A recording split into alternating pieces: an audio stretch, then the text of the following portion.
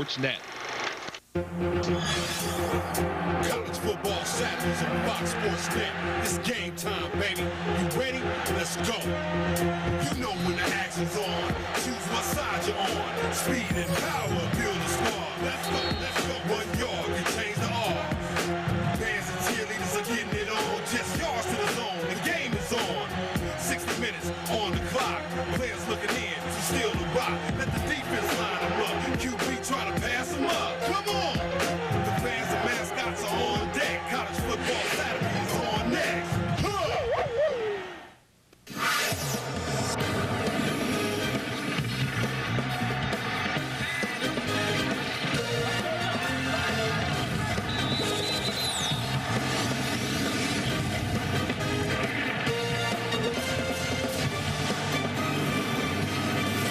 It might be a cold day in Pullman, Washington, but it's heating up for the Apple Cup game at Martin Stadium for the 95th Battle of the State of Washington. The number 3 Cougars arrived at the stadium 3 hours ago. The cross-state rival Huskies moments later. This afternoon on College Football Saturday, presented by Kyocera. It's the Washington State Cougars hosting the Washington Huskies. Hi, everybody. I'm Steve Physiak. This afternoon, we'll be watching the biggest game in the history of Washington State football. Never before have the Cougars been ranked 3rd in the BCS. Never before have the Cougars been ranked 3rd in the polls. And the Cougars, despite Ohio State's victory over Michigan today, they still hold an outside chance of playing for the national championship.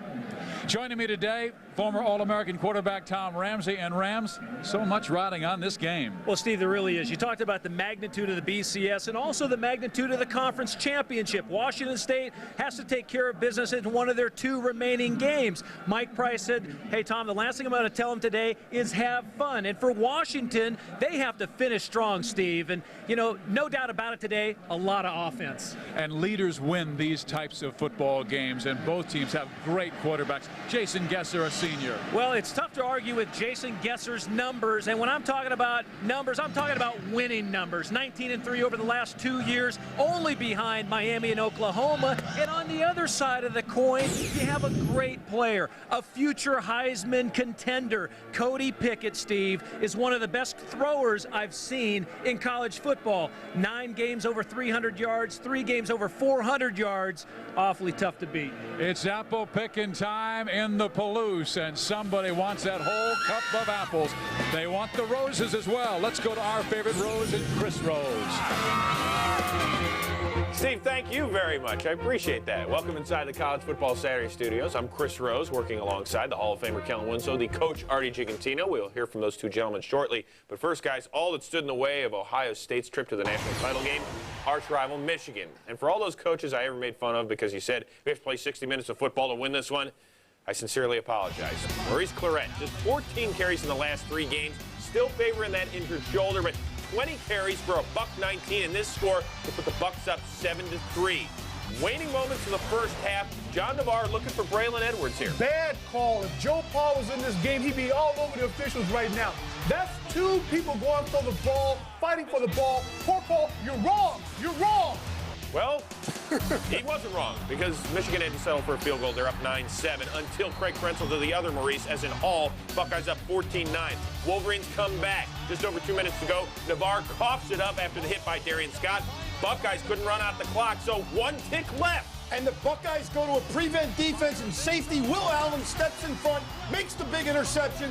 Game, set, match. Craig Krenzel, the only Buckeye player from the state of Michigan, carried off the field. And for the first time since the BCS system came into play, a Big Ten team will be playing for the national championship. And congratulations to Jim Tressel, turning that program around in just 2 years. But Kellen, the Michigan coaches, they got to be kicking themselves because of what happened in the first half. Well, if they don't kick themselves, I'll be happy to do it for them right here and now. You get it down in the first half of the ball game. You got a chance to score. You're down in the red area. Field goal, field goal, field goal. You got to find a way to get the ball into the end zone. Gentlemen, find the tight end. He's a big target. He's easy to throw to. And stop throwing these long passes to the outside. Why are you always picking on coaches? And give the Ohio State defense some credit. They did a great job again today. And as I was watching this football game, I thought Bo Schembechler and Woody Hayes were patrolling the sidelines. And more amazing in this game was Ohio State wins the game with only 1 third-down conversion. Very unusual. Give Maurice Clarett a lot of credit, too. He brings a whole lot of emotion to that team and that entire city as well. Hey, Ohio State, by the way, the only team to beat Jason Gesser and Wazoo. The Cougars 60 minutes away from the Rose Bowl. You're just minutes away from the meeting with Washington.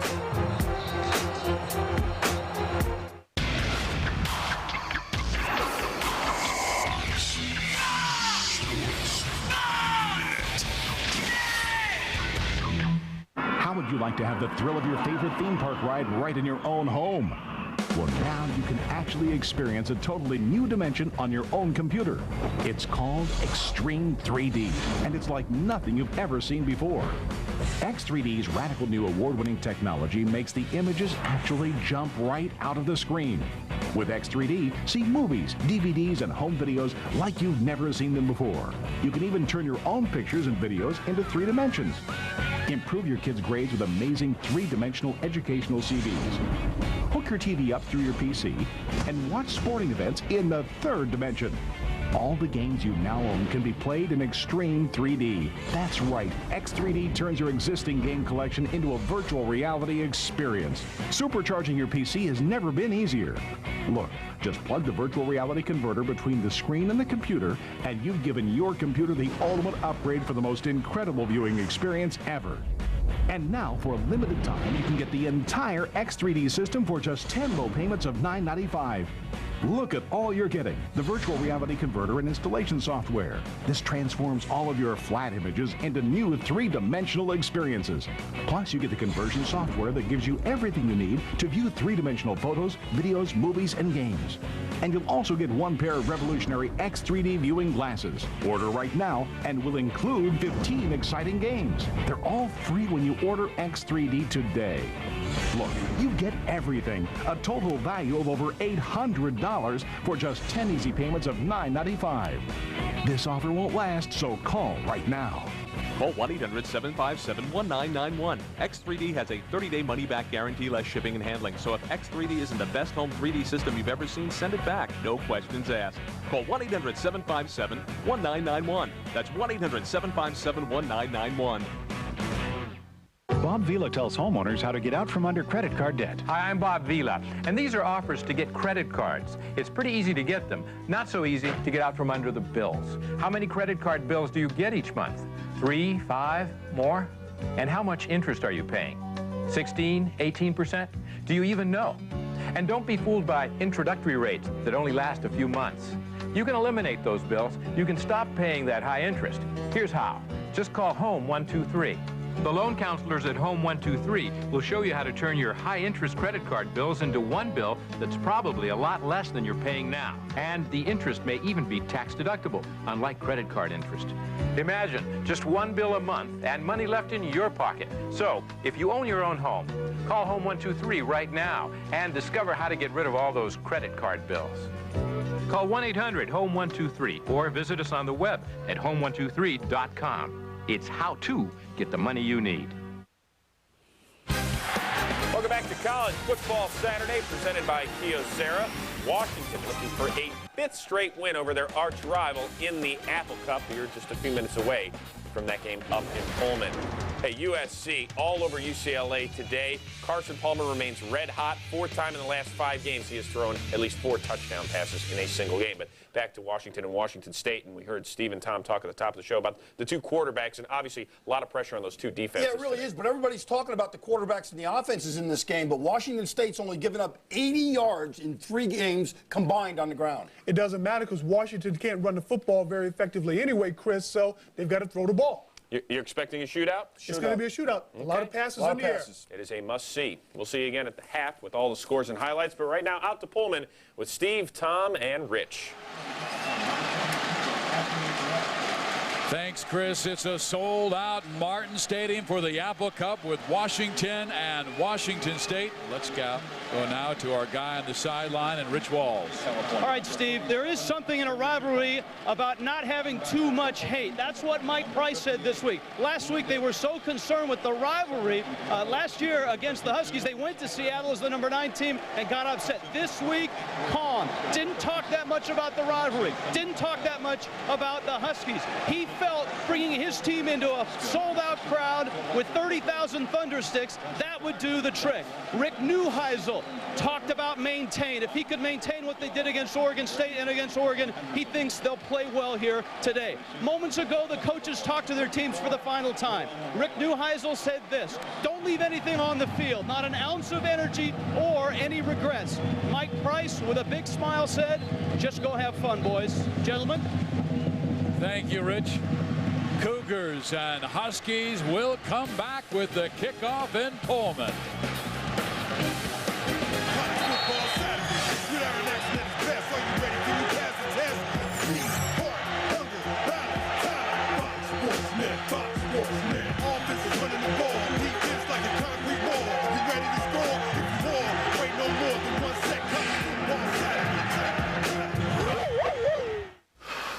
Is it hot in here? It's a steam room. And once again, you veered off course. A doctor's illegible handwriting causes the warehouse to ship otoscopes instead of stethoscopes.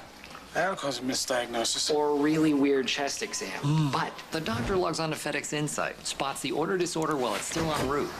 She has the right parts reshipped stat, and a potential shipping shenanigan gets a FedEx inoculation. I thought a shenanigan was a good thing. No, that's a hullabaloo. Kind of like a brouhaha? Sure. Gina? You know, when I was first hired, we didn't have all these fancy integrated systems. Our sales program wasn't even linked with accounting. Warehouse platform in Chicago wasn't linked to anything, not even shipping. Back then, orders took days. Now they just take hours. Wow, how long have you been working here? A couple of months now. Oh.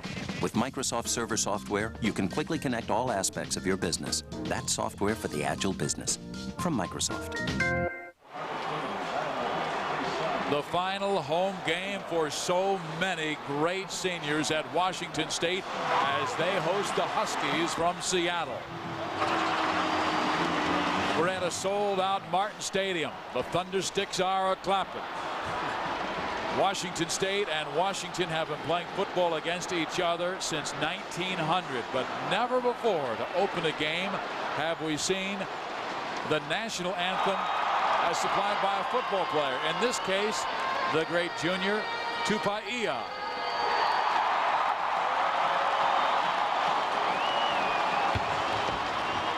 And he did a sensational job. They are fired up on both sidelines. It is a packed house here at Martin Stadium, better than 35,000 fans. And Mike Price told us earlier in the week what he wanted to do was cut a hole in the fence outside the stadium and get more people in and have a huge standing room only, but he said the fire marshal said no. Well, at least he's honest, Steve, you know, as Mike Price always is, but I'm sure he was the one behind the Thundersticks. He certainly was. Well, these teams have been playing since 1900 when they played in a 5-5 tie. That's right. Touchdowns were only 5 points back in 1900. But the Huskies have captured 61 victories. Washington State 27, and there have been 6 ties. Washington State is 11, 13, and 1 all-time at Pullman. But remember this, Rick Neuheisel has never lost to the Cougars. He is 4-0 as coach for Washington, and the last time he came here, he had to win this game to go to the Rose Bowl, and they did in resounding fashion, 51-3. That's 8 years as an NCAA coach at Colorado and now at Washington. And there's Mike Price. And Steve, just what Rich Walt said at the top of the show, Rick Neuheisel wants to finish strong. And Price, you know what? If he wins one of his remaining 2, he's guaranteed a great bowl game. Well, we talked with Mike Price about the importance of winning this football game. Well, I want to win this game here in Pullman because these fans and these kids deserve this. We've been sold out every game. The fans have turned out and just cheered their guts out. And I don't want to have to wait 2 weeks to have to win the championship. We want to win it today, and we want to win it in Pullman. And that's great about Mike Price. He said he was not concerned about the BCS. He was not concerned about Miami or Ohio State playing Michigan today. He said all anybody talks about is the pride of the state of Washington, winning this game, beating the Huskies for the Cougars. Rose is on his mind.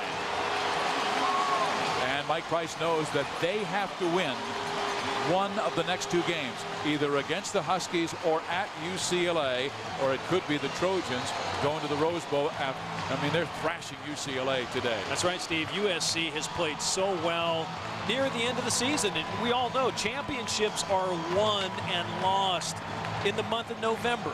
And tell you what, Michigan had their shot today against Ohio State. Ohio State hung in there, played tough at home, and it's how you finish.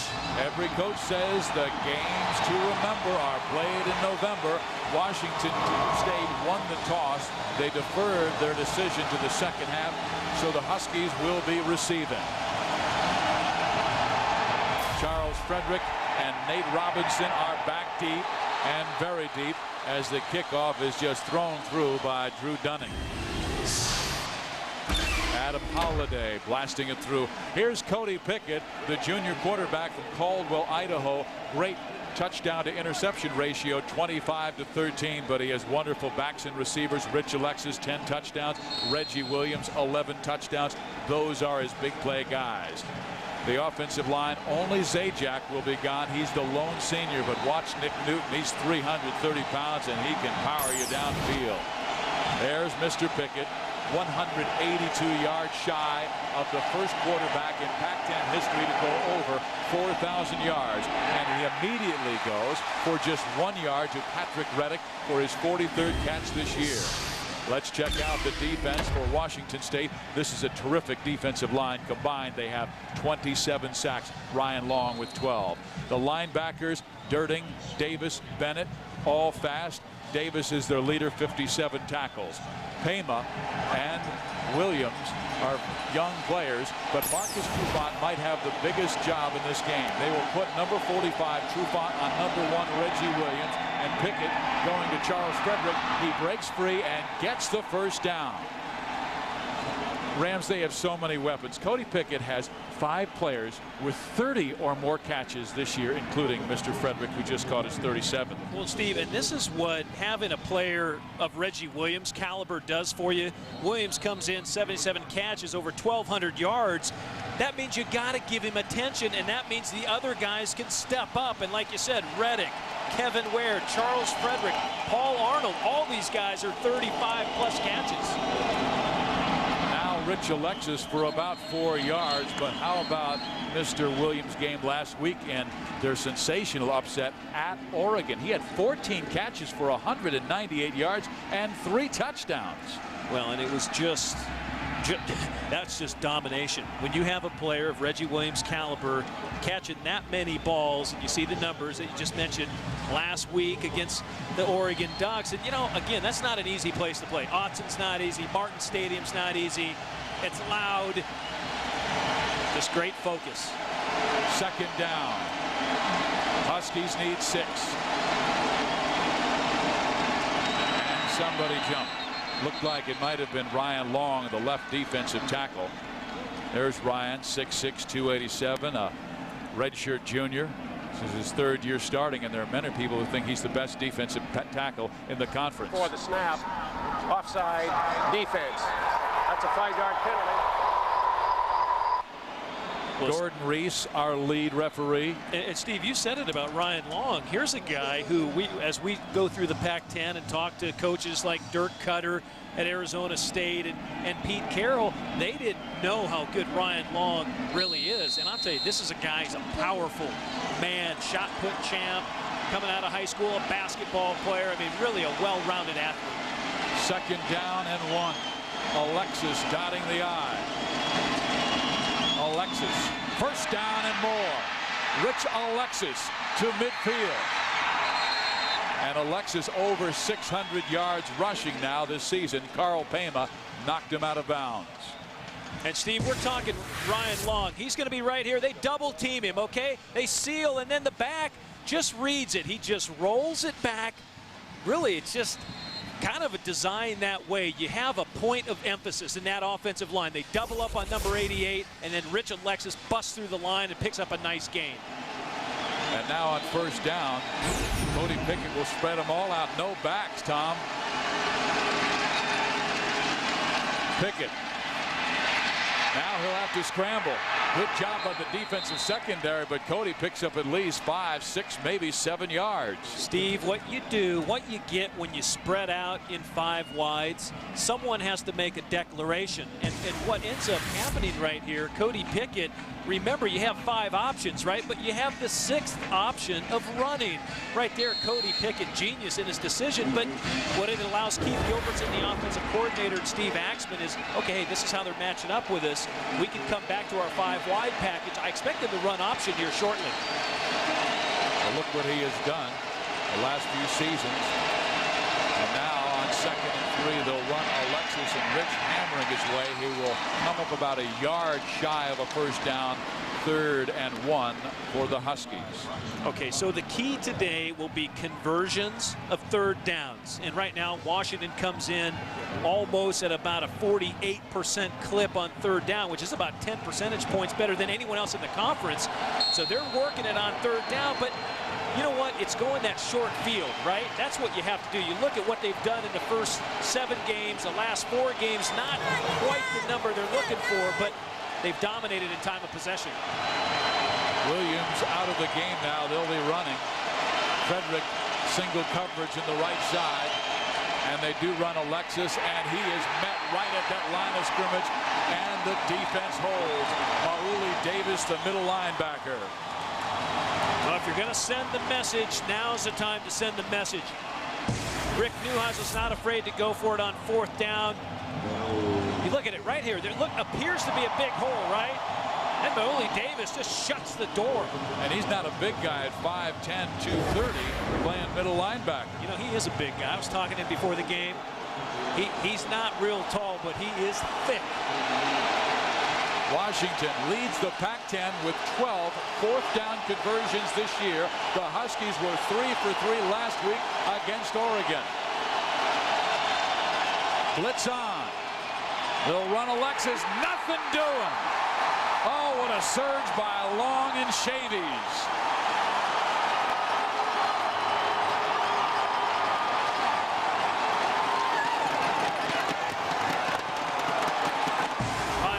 Steve, he stacks it up right here, but watch Davis right here. He's going to come in too over the top.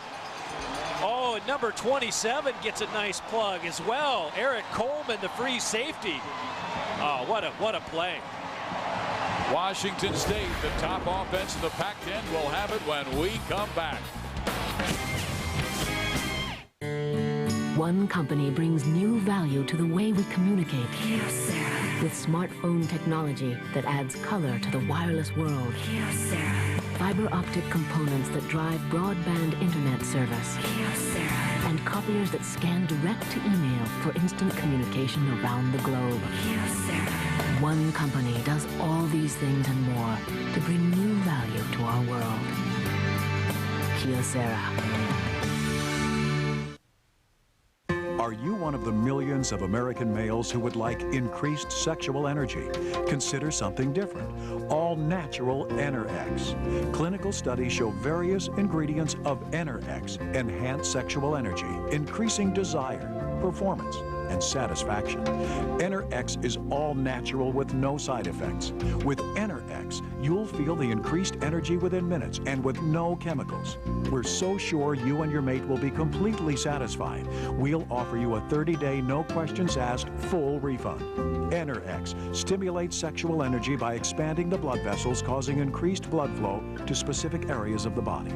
Unleash the power of Enerx now. Call 1-800-367-3404 toll-free, and it will be delivered discreetly to your home. Get results using the safe, all-natural alternative, Enerx.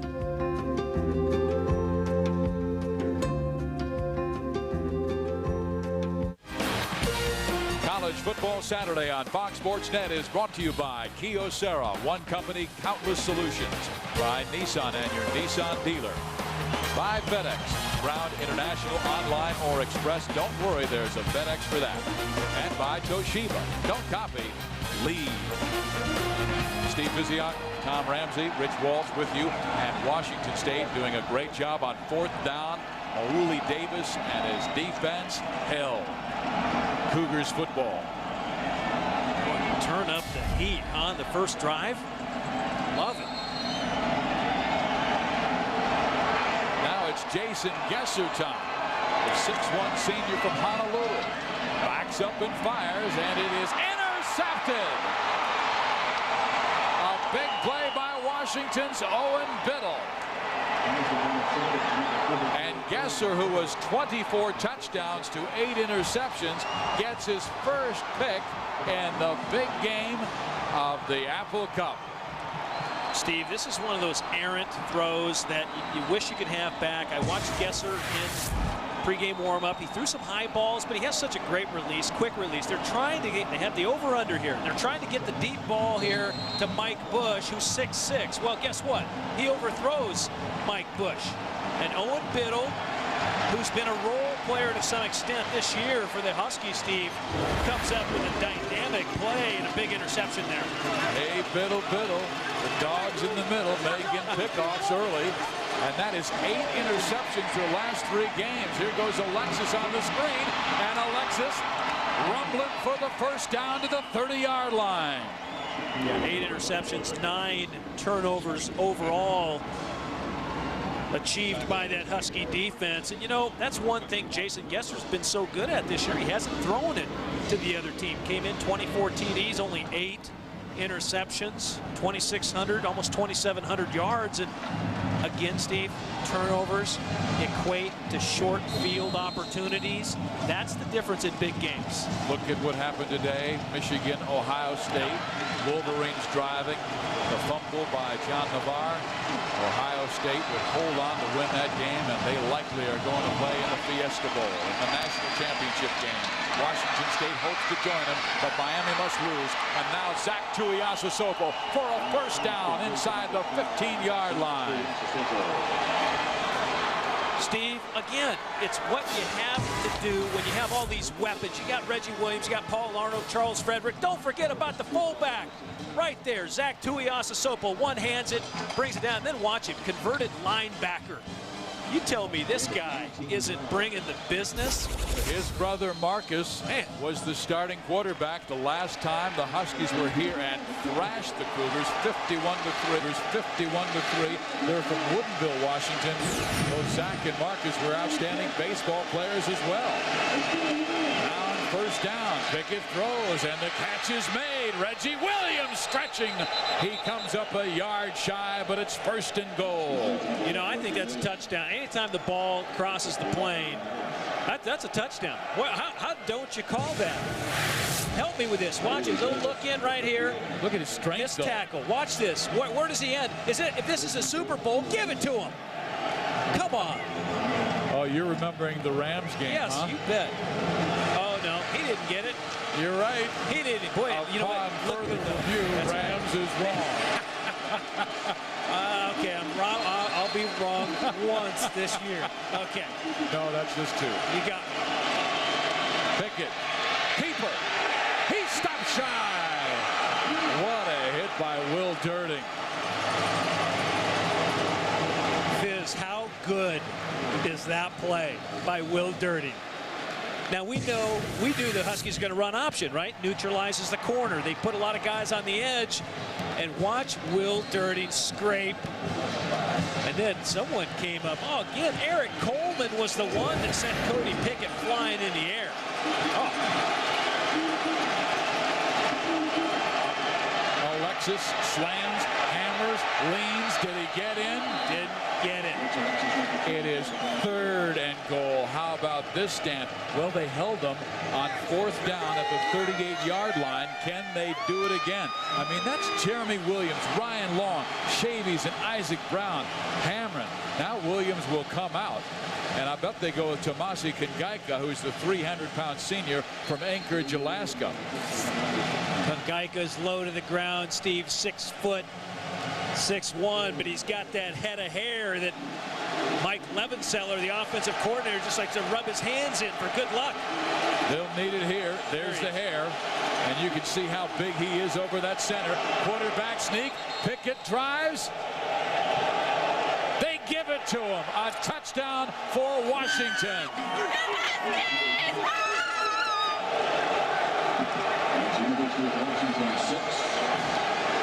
Anytime you spot a team in early 7, Steve, could be a lot of trouble.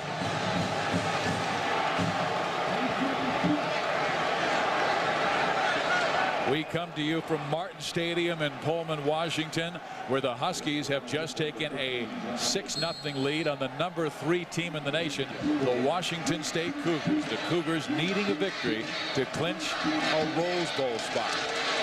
The point after touchdown by John Anderson is good, and it is the Huskies 7, the Cougars nothing.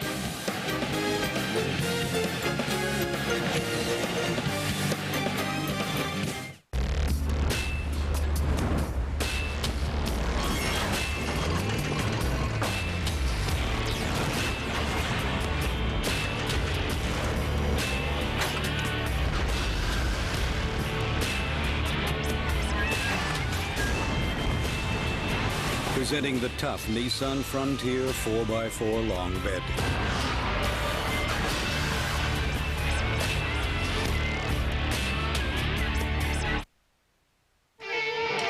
With revolutionary new Sirius satellite radio in his car, a man finds he feels more like a man. Does he ever need to ask for directions? Never.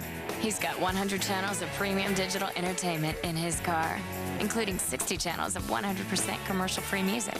So there's no need to actually arrive. Plus, he gets 40 channels of sports, news, and entertainment. Want Sirius in your car? Visit your audio retailer and get a $75 mail-in rebate on any new Sirius system. Only Sirius has 100% commercial-free music. Just where does a guy with all this entertainment prefer to dine? Did you want any ketchup with that? Girls? Why, in his car, of course. Now get a $75 mail-in rebate when you visit these or other fine retailers today. Sirius Satellite Radio. You'll never want to leave your car.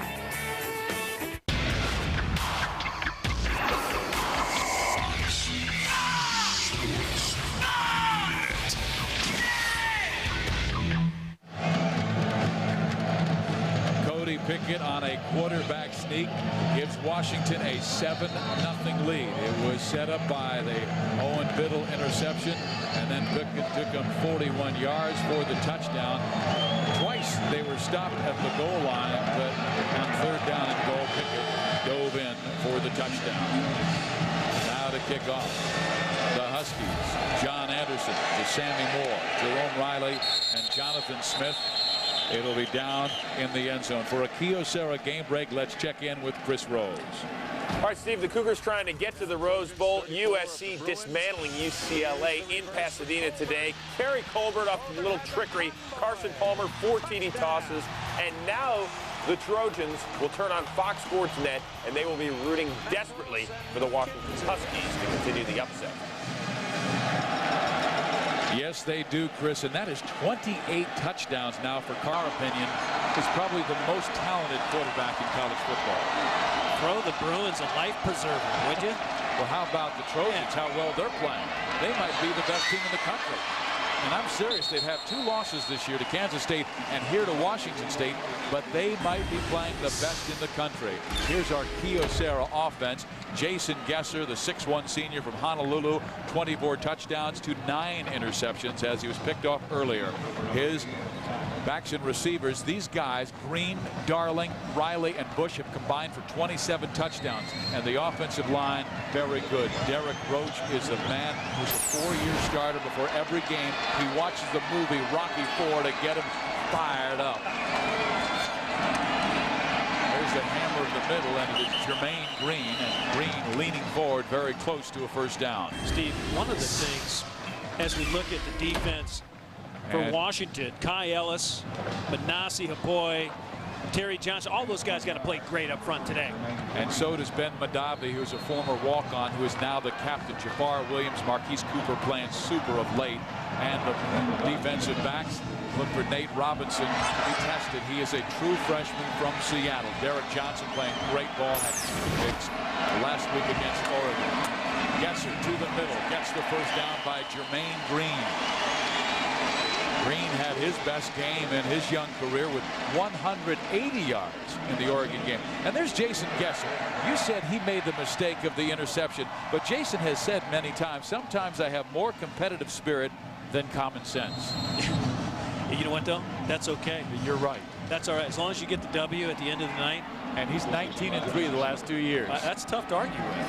That is tough to argue with. Now, the WSU career records with 8,100 yards and all those TDs, the guys he's passing, literally.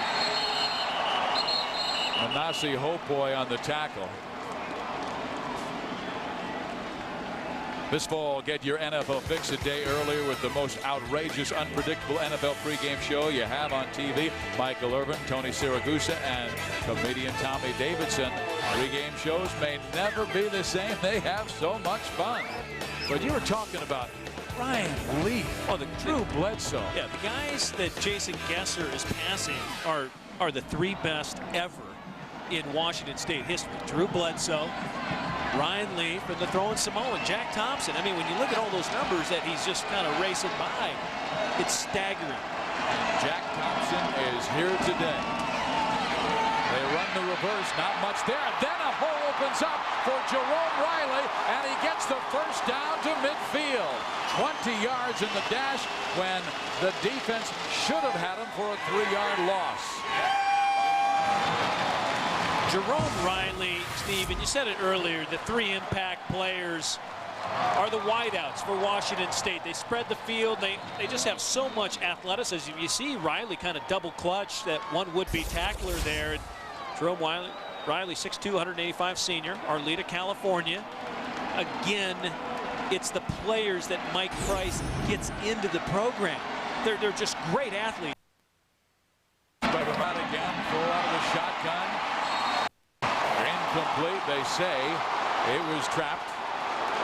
Oh, that was close. That was close. Troy Benneman, true freshman, tight end. It's an awfully nice effort. See if he comes down with it. Watch, he lays out. Boy, is that just threaded? It looks like he caught the ball. Well, we couldn't see it. The field judge. Oh, field judge said no. This will be the true test here.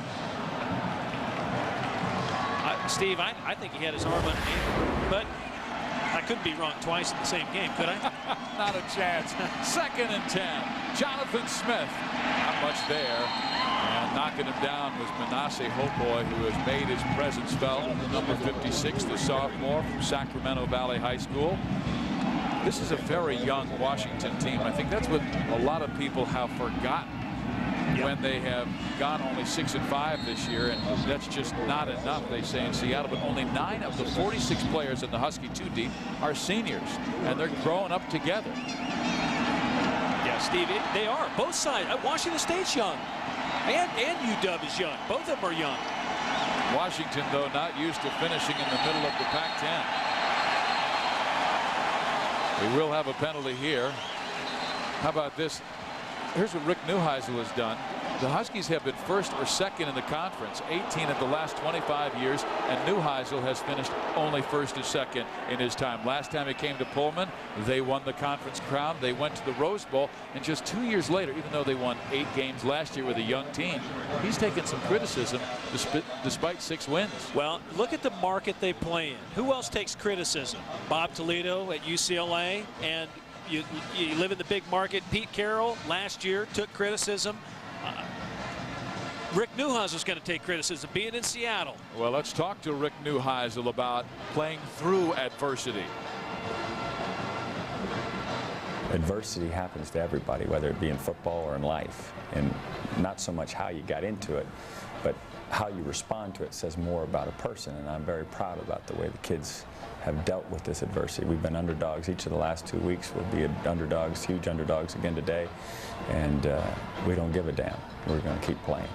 Steve, those kinds of numbers you see putting up right there, what the Huskies have done, they've always been up at the top, but as Rick Neuheisel said, as in football, as in life, you're going to fight adversity. It's how you respond. You know, my mantra now, it's all good, right? But you know what? You got to fight through the adversity, because lo and behold, you have so many momentum shifts during the course of a football game. It's uncanny. You kind of sit there and go, oh, man, we didn't get the bounce again. You're not a football coach, so of course your mantra would be Hakuna Matata, no worries. Right. If you're a football coach, you're always getting looked at through a microscope. 3rd and 10. Jason Gesser. Screen nicely set up. Jonathan Smith, first down. Out of bounds at the 27-yard line. Knocked out by Kai Ellis.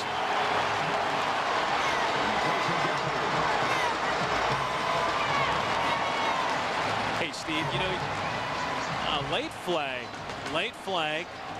Mike Price there. And, you know, take a look. They set it up. They run all their guys off, and they're going to screen over here. They just get some nice blocks set up. Mike Levenseller, though, Steve, you said it. A football coach lives and dies by this, right? That's a great call on 3rd down.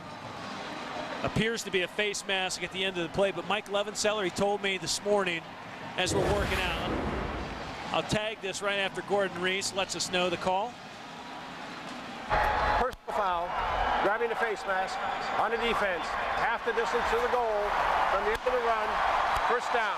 So on Mike Price's staff, Mike Levenseller right here had the duty of, he was on the speaking circuit this week in the greater state of Washington, and they were working out. He's out of his mind. He's not wearing a jacket. Well, he never wears a jacket. But Steve, he said, you know something? You know what I lead with, Rams, on when I go speak? He goes, I tell him I'm not a house builder, I'm not a plumber, I'm not a carpenter, I'm not a mechanic, but I am a football coach, and I have passion to be good at what I want to do, and I spend 80 hours a week doing it. And he says the critics never come up, the bad questions never come up. They love the Cougars the last 2 years. 10-game winners last year, and they came into this football game with 9 victories and only 1 loss, unbeaten in conference play. A flag is down here. The Cougars continue their quest. It is motion in the backfield, so 5 yards. But the Cougars continue their quest for their best season ever. The previous best was the '97 team with Ryan Leaf. That went 10-2 as the Cougars went to their first Rose Bowl in 67 years, led by that man. Offense, that penalty's refused. It will be 2nd down. Steve, Mike Price, he does such a great job coaching football, number one, but also building team and continuity and resiliency and developing leaders, not only the players, but on his staff as well. It's a classic example of nice guys do finish first. Gesser. They will run John Tippins. This is their tough back. John Tippins going 6'1", 220. He's their slasher, a senior from Santa Monica. Over 400 yards rushing this year. They've got 3 running backs. Green with 661s. Tippins with 441 coming in, and Jonathan Smith at 237. You combine them, you've got a 1,400-yard running back. You got a lot of yards there, Steve. 3rd and 8. Here's what Mike Price's staff is so good at. It's a collection. It's a mind share. Mike Price, Aaron Price, quarterback coach, Levenseller, the offensive coordinator, entitled, but they rely on each other to get to the right play. And right now, red zone opportunity, so important, especially now. You might even, I just got to say, you got to find that guy, number 1, Darling. Brevard Darling, and again, that clock winding down. A penalty flag will be tossed. 2 5-yard markers against the Cougars on this drive. Shooting themselves in the foot a little bit. Before the snap, false start, offense, 5 yards from the previous spot, still 3rd down. This is what Mike Price was saying last year in the game out in Seattle. They came in, they were favored, they were too tight.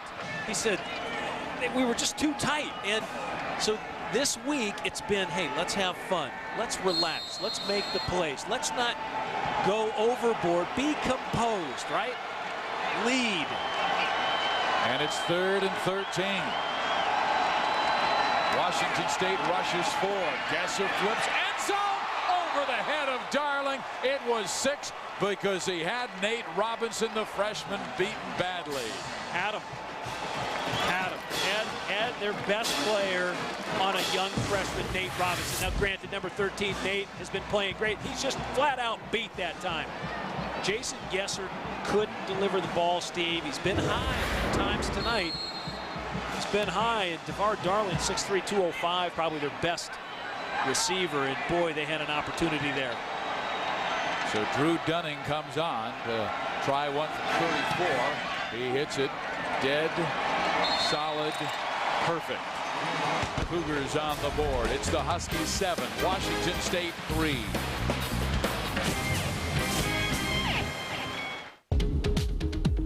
It was a little intimidating at first, a sophomore working with so many PhDs. In the lab, I studied an infectious bacterium that is a major killer of people with HIV. I showed my data to Professor Cangelosi, and we realized I had made a new discovery. Wow. If this drug-resistant bacterium can be treated, people with HIV will have a better chance of surviving this infection. It's pretty overwhelming to think that I can have a part in helping millions of people. I'm capable of wireless copying. Twinkle Toes here can't even do the hustle. I just don't get it. Toshiba copiers make you look good. This holiday at your Yamaha dealer, every motorcycle and every ATV can be yours. For 0% financing with 0 down and 0 payments.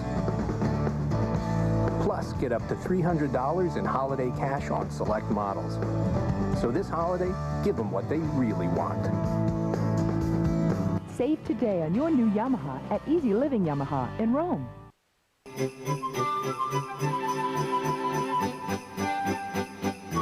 We all need a little help sometime. Here's how you can help. Go to your local Kroger store and donate any non-perishable food items or purchase the prepackaged canned hunger box. It all goes to the Atlanta Community Food Bank. Let's all lend a hand and help can hunger.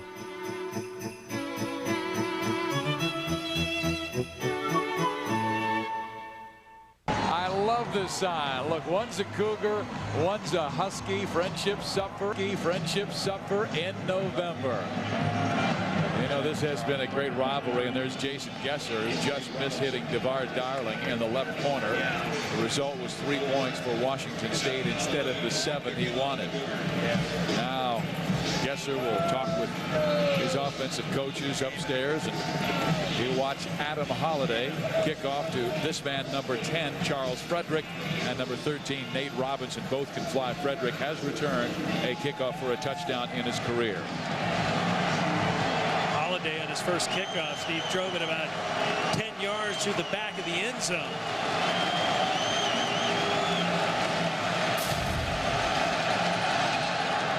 Holiday hammers it again. Take a knee for a Kyocera game break. Let's check in with Chris Rose. All right, guys, is there a hotter player in the country than Penn State's Larry Johnson? With this gallop, he becomes the 9th different player to rush for more than 2,000 yards in a single season. 5 of the previous 8 have won the Heisman. Does he get your vote? Larry Johnson's a man. Unquestionably, he's a man. But Carson Palmer has over 3,000 yards passing with a game to go against Notre Dame. And what is he now, like 28, 8 touchdowns and interceptions? You got it. He has played lately. You got to keep Ken Dorsey in the mix, too. All he does is win. And here's a guy who might be the leading Heisman Trophy candidate for next year in Cody Pickett. He's going to go over 4,000 yards passing as a junior, and he says he wants to come back to play his senior year with the Huskies. Paul Arnold on the first down catch. Well, that's how you win a national championship. And, you know, and the accolades and the trophies come as a result of winning lots of games. And Cody Pickett's one of many great quarterbacks in the Pac-10. Carson Palmer, you mentioned him. Jason Gesser, Andrew Walter at Arizona State. Pickett 6 for 6 to start this game. Now runs Alexis. Rich with a big hole and hammers his way for 8 yards. Let's go to Rich Waltz.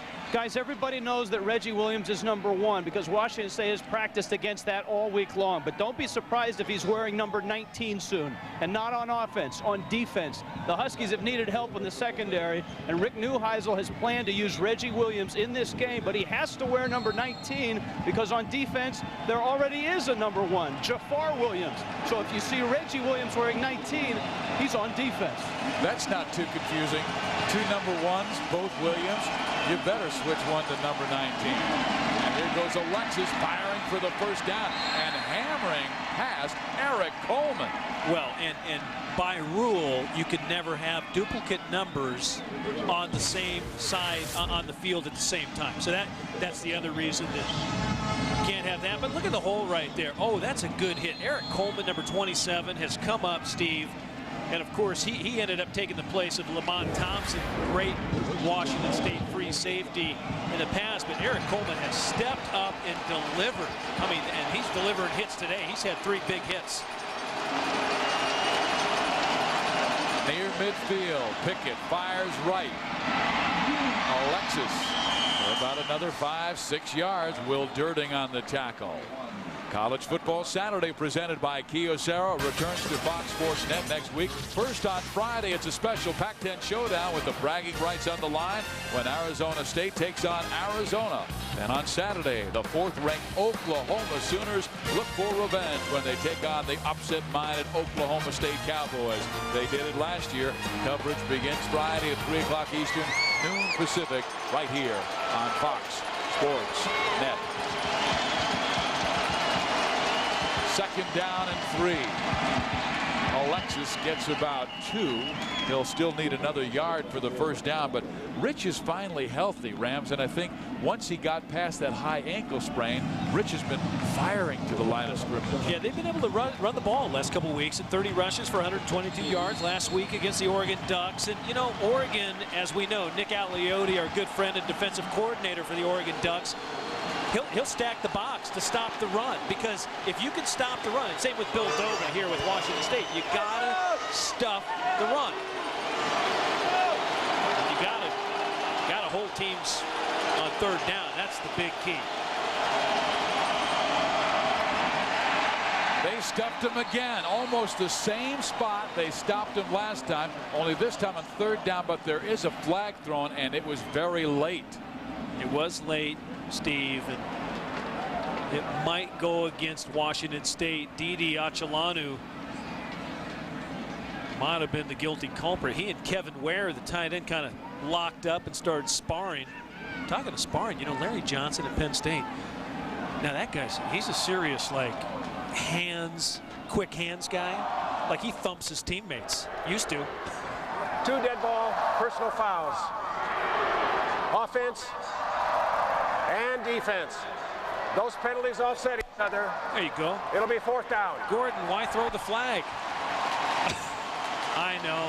They had to. Yeah, see? Rob Akey. Get a scolding. Rob Akey over there. One of Mike Price's valuable assistant coaches. He's in charge of that defensive line. Chris Ball in charge of the defensive backs, and Mike Walker with the D-line, with Bill Dova doing the coordinating.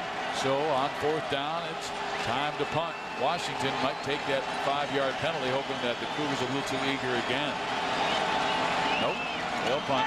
Now they'll fake it and throw, and it is incomplete. Intended for Wilbur Hooks. He had it in his hand, but just could not hold on. Boy, you'd never think the punter, Derek McLaughlin, was going to throw a bullet, but he does, and he leads Wilbur Hooks coming out of his break. It appears as though he caught it, and then it just slipped out of his hands at the last moment. I mean, he steps up and really steps into this ball. He really let him coming out of his break, and look at that. Wow.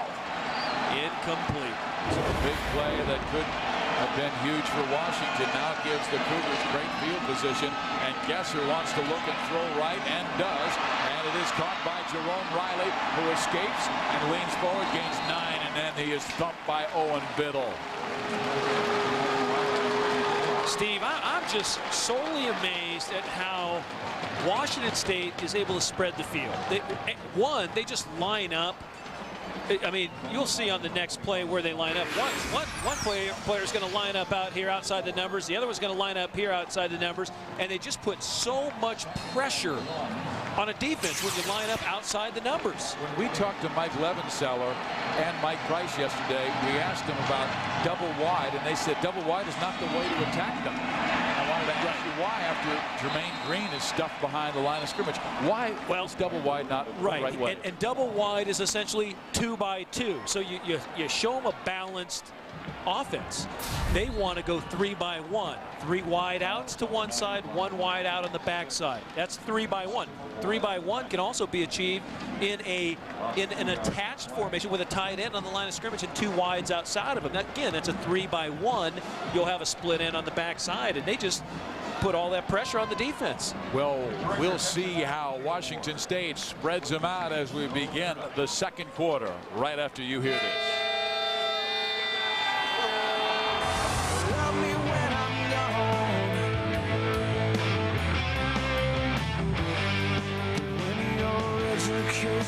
X-ray cannot see under my skin.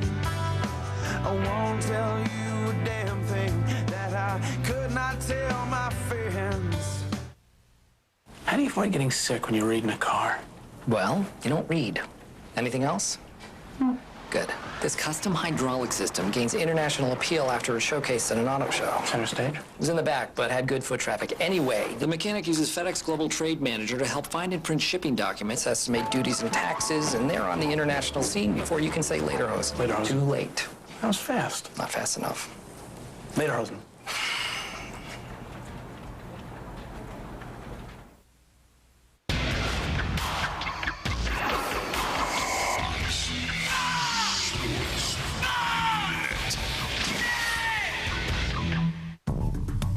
I've always loved working on computers, and in the Army, that's what I do. I set up networks, I troubleshoot, I basically do things I would have never dreamed I'd been able to do before. If you never thought about the U.S. Army or Army Reserve, think about this. There are 212 ways for you to become a soldier and work at a job you'll love. Call for this free video to find out which job is right for you. I'd never really thought of the Army as a choice. Your free video will also give you an idea of what Army life is like, how you can earn money for college, even what questions to ask your recruiter. I'm going to walk away with a lot of memories, a lot of friends, and something that's going to change me for the rest of my life.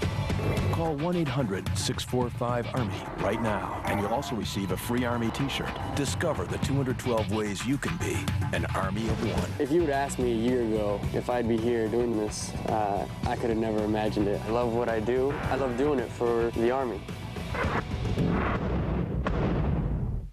Washington with a 7-3 lead over Washington State. It is 3rd down and 3 for the Cougars. Let's see how they spread them. It'll be 2 to the left, 1 to the right. Now they'll send a man in motion, Jerome Riley, right then back left. Gesser looking. Now he'll scramble. He'll run for the first down and more. And then he is hammered from the backside by Anthony Kelly, who, like his number, hit him like an AK-47. Steve, but that's the element of surprise Jason Gesser delivers, is he can run so well with the football. Look how quick he is. But he does take a hammer from Anthony Kelly on right there. Ouch. Oh, man. Welcome to the speed of college football. But Jason Gesser's been here in college football for quite some time. Is he something else? He takes so much punishment and just keeps on ticking. Remember, he broke his ribs in a game against Montana State earlier this year and played the very next week. Jermaine Green running to the outside, running to the 30. Owen Biddle on the tackle with help from Nate Robinson.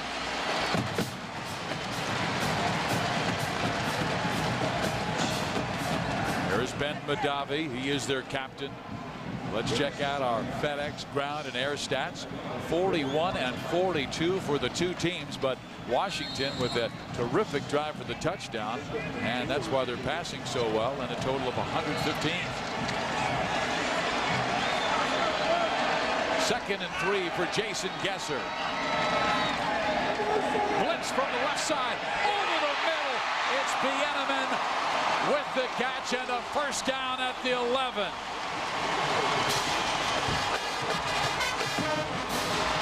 Rams, they brought the corner from the left side. Bieneman got wide open.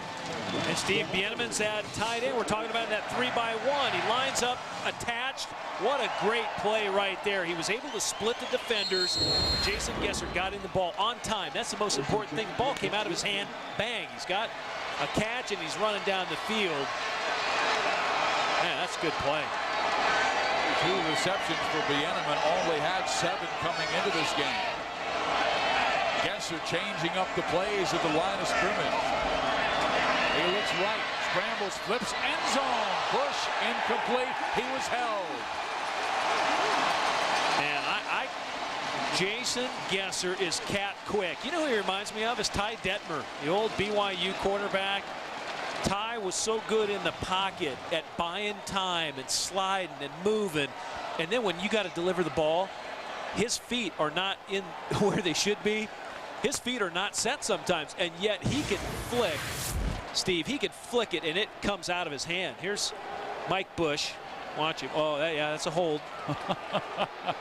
That's a subtle hold, though, I would call it. Pass interference, defense. Since the pass interference occurred in the end zone, by rule, the ball will be put on the 2-yard line. Automatic first down. We are at Martin Stadium and Pullman, Washington, a sold-out Martin Stadium for Washington and Washington State, the number 3 team in the nation. Steve Physioc, Tom Ramsey, and Rich Waltz on the sideline. It is the Cougars with a first and goal at the 2. They'll run it. Jermaine Green, touchdown!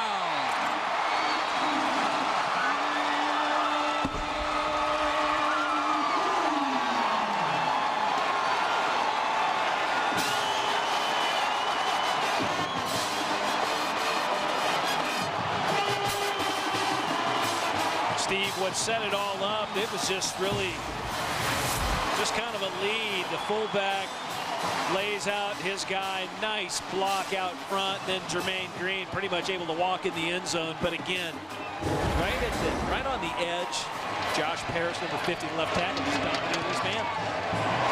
And the point after touchdown is good, and another flag is thrown. We will see a lot of yellow hankies during rivalry week. So many of these young players played against each other or with each other in high schools, most of them from the state of Washington. Yeah, there's some California kids too. Well, it's like Mike Price says, you know, our heart and soul's from the state of Washington, but our arms and legs are from California. And Hawaii. Like Jason Gesser.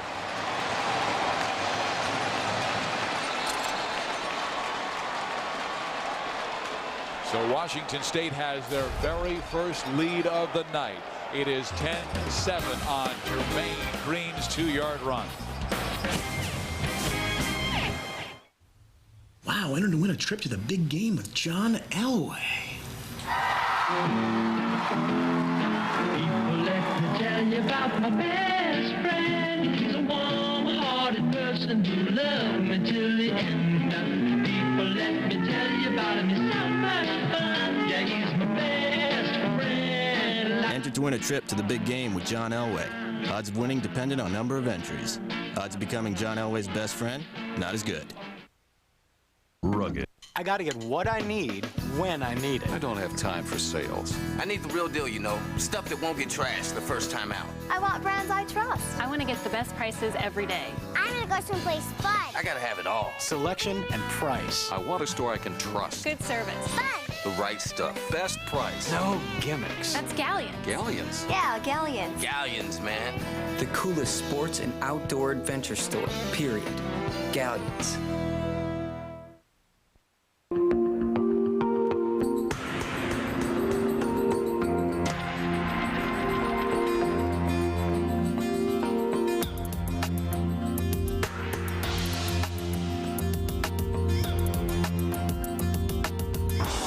The luxurious Lexus ES comes available with rich leather and a Mark Levinson premium sound system. We pursue perfection, so you can pursue living. Only at your Atlanta area Lexus dealer.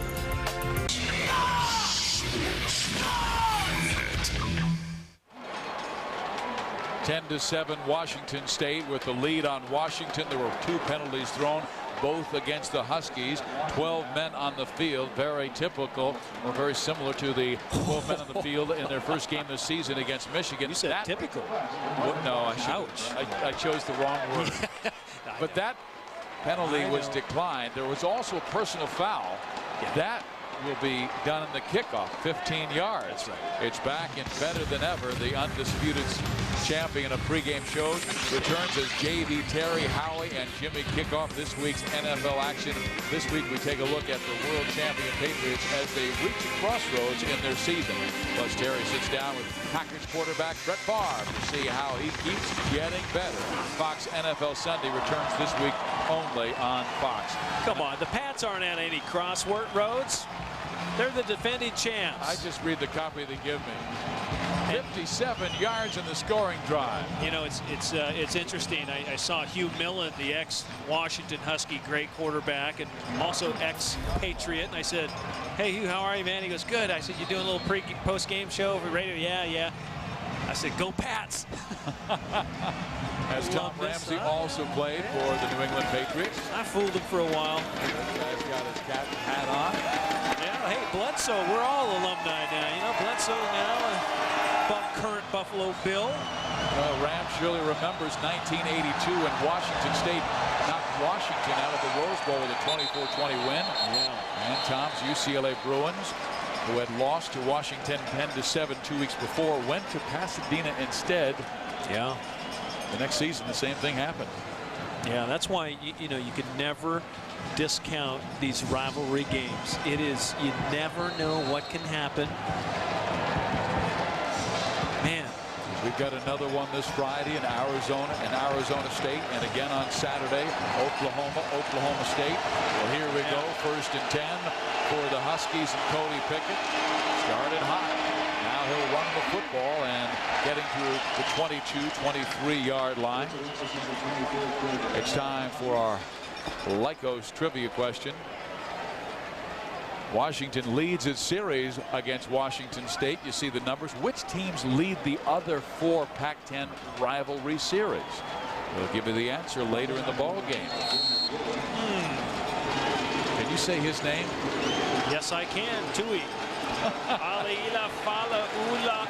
He is the first 8-syllable player ever to play for the Huskies. He did it well.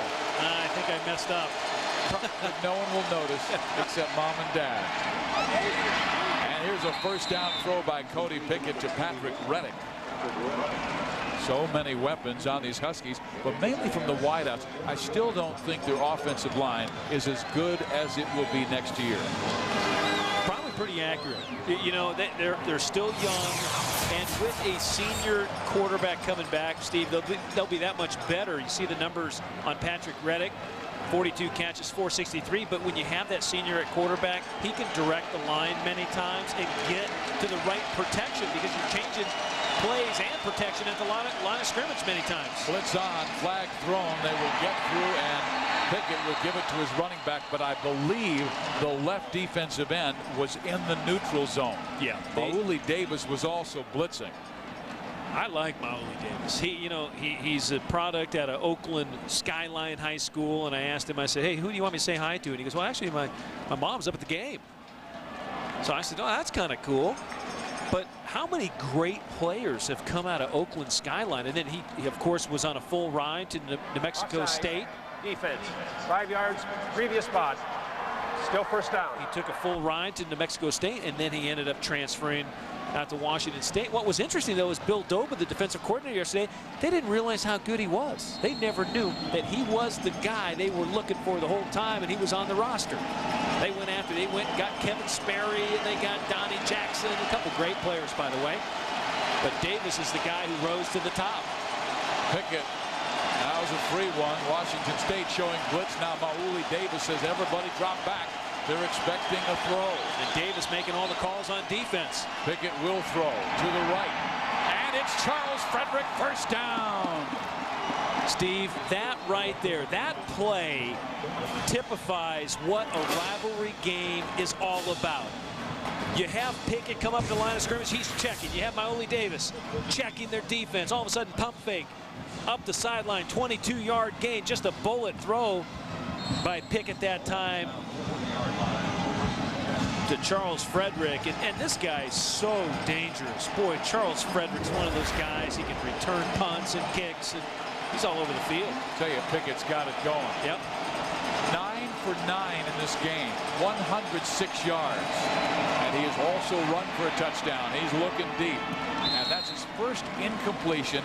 He threw it away when Kevin Ware was covered. And Steve, one of the things that really amazed me, and you know I love looking at all these numbers and statistics, but Washington has two guys, Charles Frederick and Reggie Williams, both over 110 yards per game in total offense, and then Rich Alexis is at 91 yards.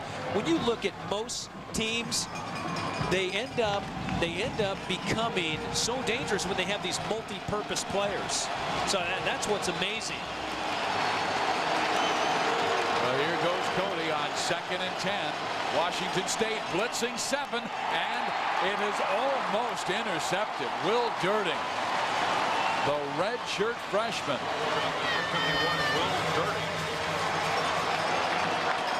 You know, they try to get that little quick dump over the middle. Again, blitz read, middle linebacker comes. What happens? Vacate the middle, and boy, that's a great play by Will Durding. Sticking his hand in there and knocking the ball away. Now Durding goes to the sideline as they bring on a nickel defensive back. Crowd picks up.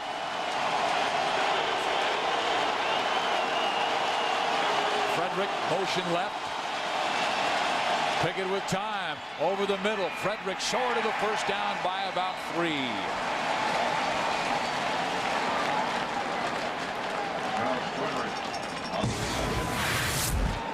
Pickett again, Steve. He gets rid of the ball so quick. Bang, hits that 5th step. Ball's out. Okay, nice, safe, underneath throw. But that's just good defense. Shutting him down. But he came up 3 yards shy of a first down, so on comes John Anderson to try and tie it from 50 yards out. He has hit 60 field goals in his career from 50 or beyond. He hammers this one up. Distance good, but it's off left. Time out on the field, 11:03 to play. First half, Cougars 10, Huskies 7. So what is DNA? And how does that information get contained within that DNA that is so powerful and so useful so that one cell, when it divides to become 2 cells, plays a far more powerful role in defining who we are than we previously thought? What happens when world-class experts personally teach the courses you take? The most real and exciting education you can find, anywhere. Washington State University, world-class, face-to-face. The Bargain Network, the place to find real bargains. Call 1-800-370-2070. Buy cars from bank and government seizures. This car sold $500. IRS, DEA, FBI, repos, impounds, and more. Call 1-800-370-2070. Foreclosed homes and distressed properties are selling for as low as $199 per month. VA, FHA, HUD repos, and more. For current auction listings, call now. 1-800-370-2070. Call toll free.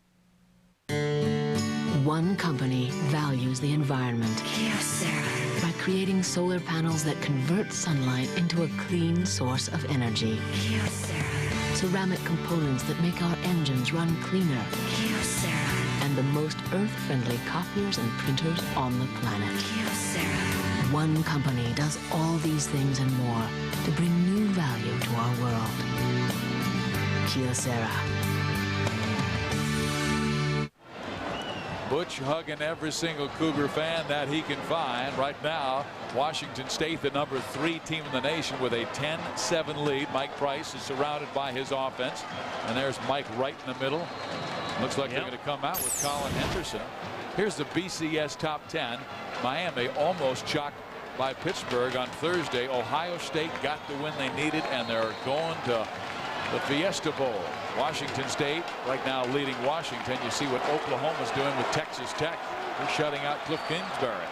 Notre Dame got Rutgers, but Notre Dame has to go to USC next week, and that will be tough at the Coliseum. That will be a challenge. Notre Dame and SC. SC, as you said earlier, Steve, playing so well right now. Really clicking on all cylinders. Look at Gesser. Look at the umpire. He looked like he was dancing out there doing the spins. Walt Wolf, the umpire, just got knocked on his tail.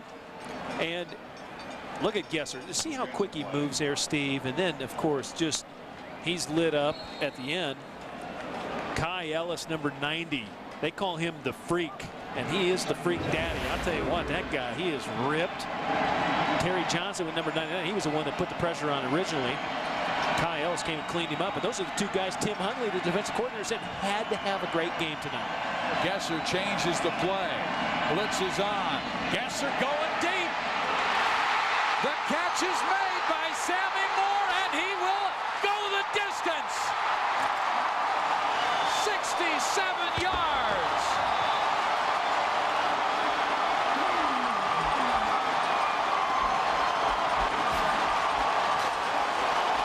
And they went after the Huskies' best corner, Steve. Derek Johnson. How about that audible by Jason Gesser? Jason Gesser, I mean, watch up top. They fight for position. And Derek Johnson gets in that trail position, and I'm sure he was expecting, based on what they had seen, I'm sure in terms of route reading through film study, expecting him to sit out and make a break.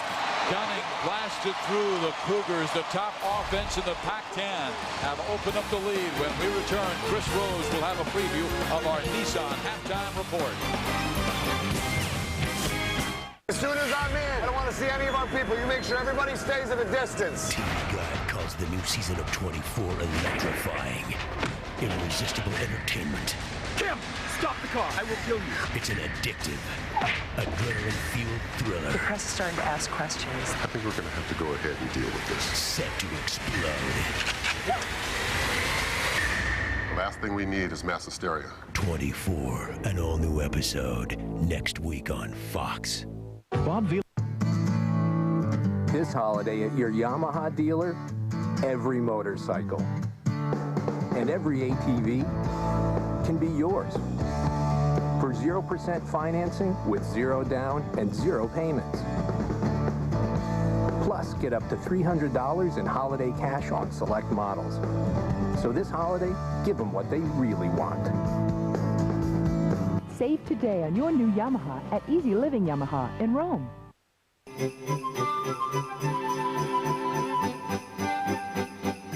We all need a little help sometime. Here's how you can help. Go to your local Kroger store and donate any non-perishable food items or purchase the prepackaged canned hunger box. It all goes to the Atlanta Community Food Bank. Let's all lend a hand and help can hunger.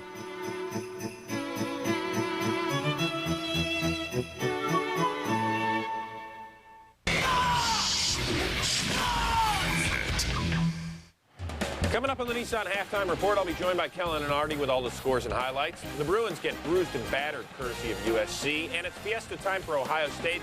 We'll break down the national title picture. But first, back to Pullman with Steve, Tom, and Rick. And Washington State would love to go to the Rose Bowl, but you know what, Tom? They wouldn't mind eating some Tostitos at the Fiesta Bowl either. Steve, you never know. It might happen because all of a sudden you got Ohio State. They had a scare today with Michigan.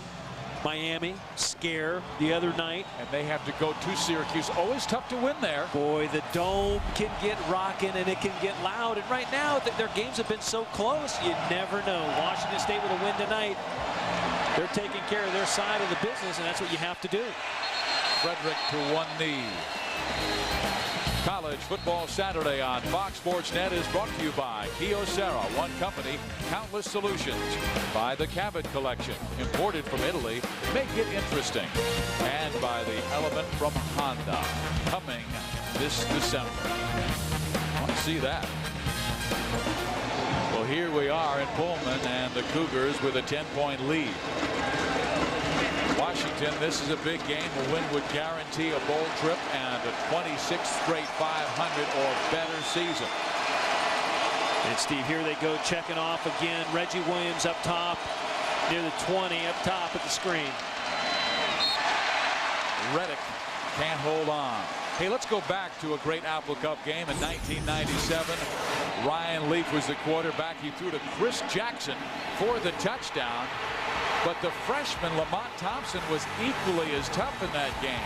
Jackson with the score, but this is one of 3 interceptions by Lamont Thompson. Mike Price, you think he was happy? So was Ryan Leaf. 41-35. Cougars won that Apple Cup and went to the Rose Bowl. They would lose to the Michigan Wolverines 21-16, but great memories, and they're going back to the Rose if they can win one of the next 2 games against the Huskies or at UCLA. Let's go back to our Lycos trivia question. Washington leading the series. Which teams, though, lead the other 4 Pac-10 rivalry series? USC leads UCLA, Stanford in the big game, Oregon over Oregon State. And we've got Arizona and Arizona State on Fox Sports Net on Friday. The finals today. Cal, as expected, thrashed Stanford. Oregon State over Oregon. Boy, without Ontario Smith, what's happened to the Ducks? You know, they just haven't had the potency on offense. You know, they got exposed just a little bit. Ontario Smith was able to keep them in a lot of ball games. They gave up 42 straight points to Washington last week. Now Pickett to the air, trying for Reggie Williams. Incomplete. 2nd and 10.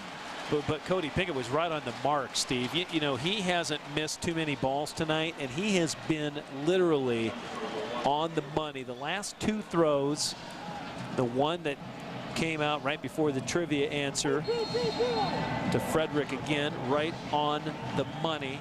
And then that one up the sideline to Williams. Williams had a chance at it. I think right now you got to get Reggie Williams in your offense. He's got to be a big part. Here right now he's down at this part of the screen. Even though they're going to play Marcus Trufant, number 45, against him, you got to start levering him. They try to go to Reggie over the middle, but in comes the safety, and he makes the play. Eric Coleman.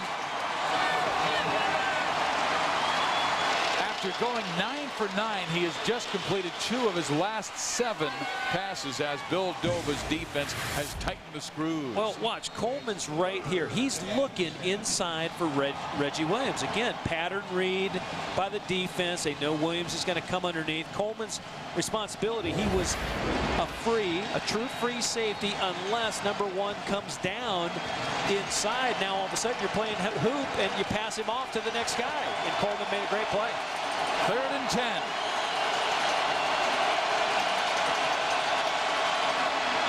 Pickett is devoured by Ryan Long. His 13th sack this year.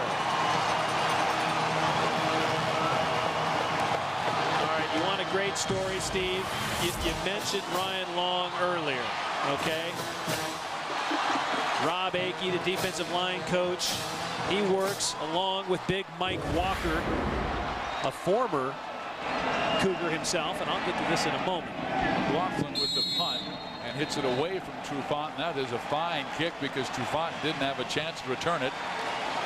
And it goes 45 yards. ACC Sunday Night Hoops returns to Fox Sports Net beginning December 1st. The Temple Owls take on Wake Forest in a showdown between perennial powers. ACC Sunday Night Hoops tips off December 1st right here on Fox Sports Net. Of course, we have the 2 premier conferences in the nation on Fox Sports Net, the ACC and the Pac-10. And the Pac-10 with number 1, Arizona. They're good. I wish I knew something about basketball. Then I could work with you year-round. Well, maybe. You know Lute Olson's a good coach. Enough said there because they are a great team this season. Hey, Jerome Riley on the reverse. And he's got a sideline to himself. Riley past midfield. Finally knocked down at the 32. 35 yards on the reverse. Wow. Wow. How good is Riley? Riley's phenomenal, but watch, they got it set up and everyone pursues to the ball. Washington State. Look who's out in front, number 17, Jason Gesser. And he gets blocked. He gets pushed by Riley. He gets a block on Chris Massey. Chris Massey ends up finally making the tackle. But look at Gesser. He dropped his head, though, Steve. Boy, I got to get him out. Just, boy, you got to keep your head up. Well, Riley pushed him into him. He said, if you're going to block for me, stay in front of me. Look at that. They like He's exhausted. Oh, yeah. You know when he became the leader? They said he became the leader as a freshman against Hawaii. They're in Hawaii, and Hawaii is unhappy because he left the islands to go to the mainland and play football. They were twisting his knee, and he was jumping up and yelling at the opponents. And they said that's when they knew that they had to name him captain as a sophomore, the first sophomore captain to play for Mike Price. Yeah, it's impressive. I'll tell you, he's done a great job, remarkable job leading the team. He said, Mike Price said, he's a little like Jake Plummer. He just has the ability to get it done. And he said, I don't care how he gets it done.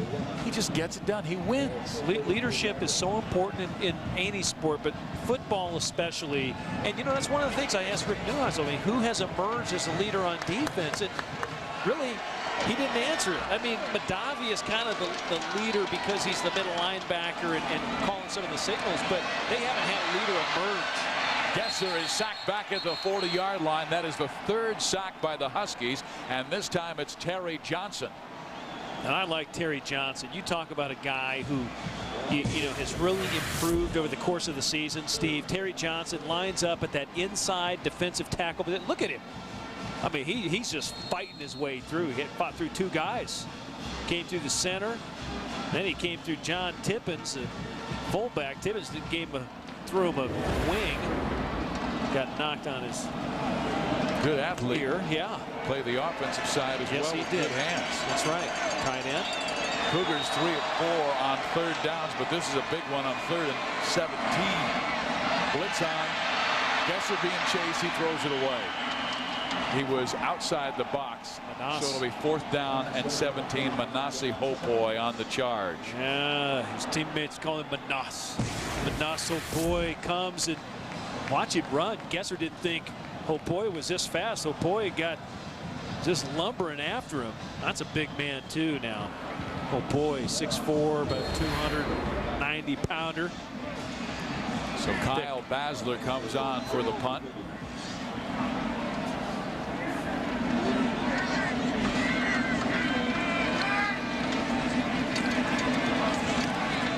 Frederick standing at the 10, anything behind him he'll let go. It bounces at the 10. Cougars will stop it at the 8-yard line. A wonderful punt by Basler.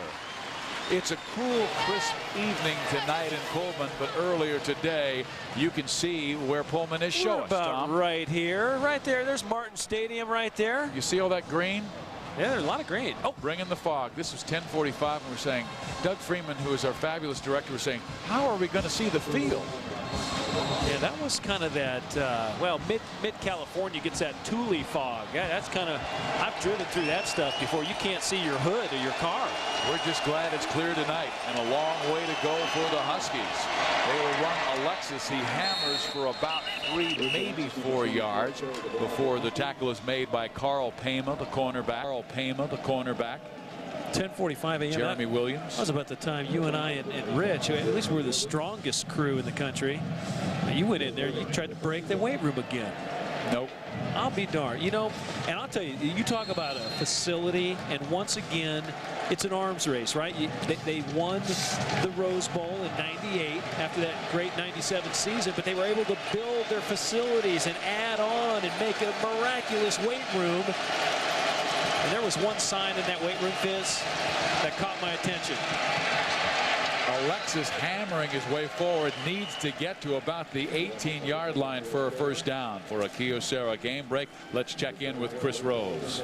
All right, guys, Texas Tech outscored Texas last week, but they can't slow down Oklahoma's Quentin Griffin. Perhaps the run of the year again for this kid. Keeps his balance, and he is gone. Winner of this one will play Colorado in the Big 12 title game. And I guess they cooled off Cliff Kingsbury game last week in beating Texas. They could not stop the Sooners. Now Pickett going deep, looking Reggie Williams' way, and he makes a marvelous catch in the face of tough defense by Marcus Trufant. Yeah, that's a nice play right there. Reggie Williams, again, Steve, they set him up on the inside that time, and they were able to just kind of throw a little fade and get the ball up the field. So this was a deal. Did you see the sign in WSU's weight room? You did see it, right? About pain, 2 pains in life. 1, the pain of hard work, and 2, the pain of regret. That caught my attention today because that's all Mike Price is talking to these guys about. Lay it on the line. No regrets thus far as they have the lead, and here is Pickett going again to Charles Frederick. You know, Reggie Williams' last catch, that was 34 yards now total on 2 catches in this game. Reggie Williams needed 24 yards to set the single-season receiving record set by Jerome Pathon a few years back, and Reggie has it now. Do you know that he's only a sophomore and is already Washington's receiving yardage leader in the career? 2,200 plus yards now. They throw it a lot more than they used to, but still, yeah, they do. Big numbers.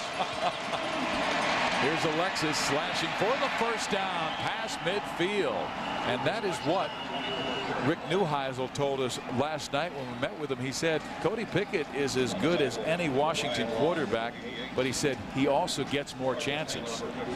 That's true. Thrown the football over 500 times. Hey, Steve, take a look. Just keep an eye on 88 because this is what pursuit. This is what makes great players great. It's the ability to run sideline to sideline and make plays. And Ryan Long right there, the great defensive lineman of Washington State, was there to track down great running back Rich Alexis. Pickett fires. Frederick drops the football incomplete. Good coverage by Carl Pema. Pema there, and that's a long throw. Pickett again throwing it on the mark, splitting the 1 and the 0 on Charles Frederick's jersey. And this guy, I'm still amazed at Pickett. Total offensive numbers, leading the Pac-10, 335 yards per game, and his passing yards per game is at 347 yards per game. Passing. He's now 13 of 20 for 155 yards. The 1 touchdown came on his 1-yard sneak. 2nd and 10. Cougars do not blitz. Kevin Ware is stopped. Oh, good defensive play by Hamza Abdullah.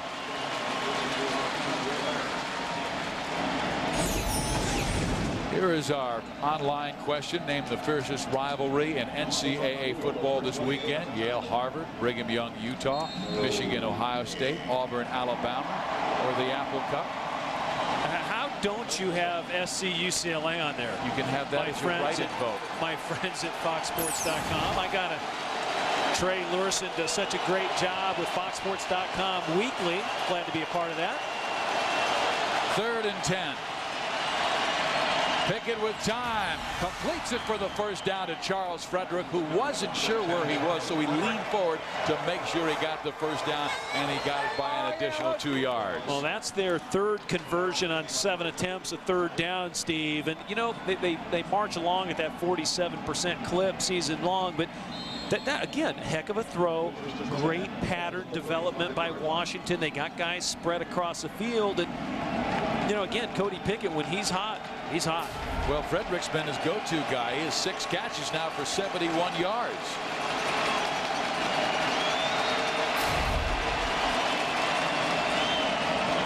Alexis. Well, you know, we were talking about the offensive line earlier, and I said they've got to be more violent coming off that line of scrimmage to help the run. As a team, Washington is only 2.3 yards per carry this year. That's way low for a Husky football team. Yeah, you know it is. 2.3 yards is unacceptable rushing the football. But you got to look at what they've done, you know, in really overall yards per play. I believe, Steve, they're right about 5.6 yards per play. And I'll tell you in a moment. 5.3 yards per play, which isn't bad when you take all the cube numbers and then average them out. Pickett in trouble. Tried to dump it up, but he was slugged to the ground first. And it is just an incomplete pass. 3rd down and 9. Hamza Abdullah on the blitz. Hey, Steve, you want a great story on Ryan Long? I'm talking to Mike Walker, the defensive line coach, before the game. And at the beginning of the year, he told Ryan Long, hey, if you get 10 sacks, I'll get an ear ring. And Mike Walker goes, Rams, look, I got an ear ring. I said, he's got 13 sacks now. So he said, now if you get 13, I got to get a tattoo. Oh, Mike Walker's going to get a tattoo because Ryan Long, oh yeah. So I said, Mike, what are you going to get? And whatever happened to bets with milkshakes and steaks? Well, he's going to get, I said, what kind of tattoo are you going to get? I said, you're going to get a cougar, aren't you? Well, he's going to get a dog. No, he goes, I haven't decided yet. Oh, yeah. 3rd and 8. Pickett reads the defense, fires left, incomplete, intended for Charles Frederick. And I wonder if they're picking on Carl Payma's side. They are. That's why they're going at Frederick. That was the 7th attempt at Charles. You bet they're staying away from Marcus Trufant. I think they go for it here on 4th down, Steve. 2-down territory. Why not? Take a shot. You got 2:25 left in the second. They're bringing John Anderson out, but I got to tell you, I don't agree with it. John Anderson wasn't close on the last attempt from 50. This is a 51-yarder, 52. He's hit 650 plus in his career. I know, but it's cold behind him. No. The wind is swirling, and this is a difficult kick. It hits the goalpost.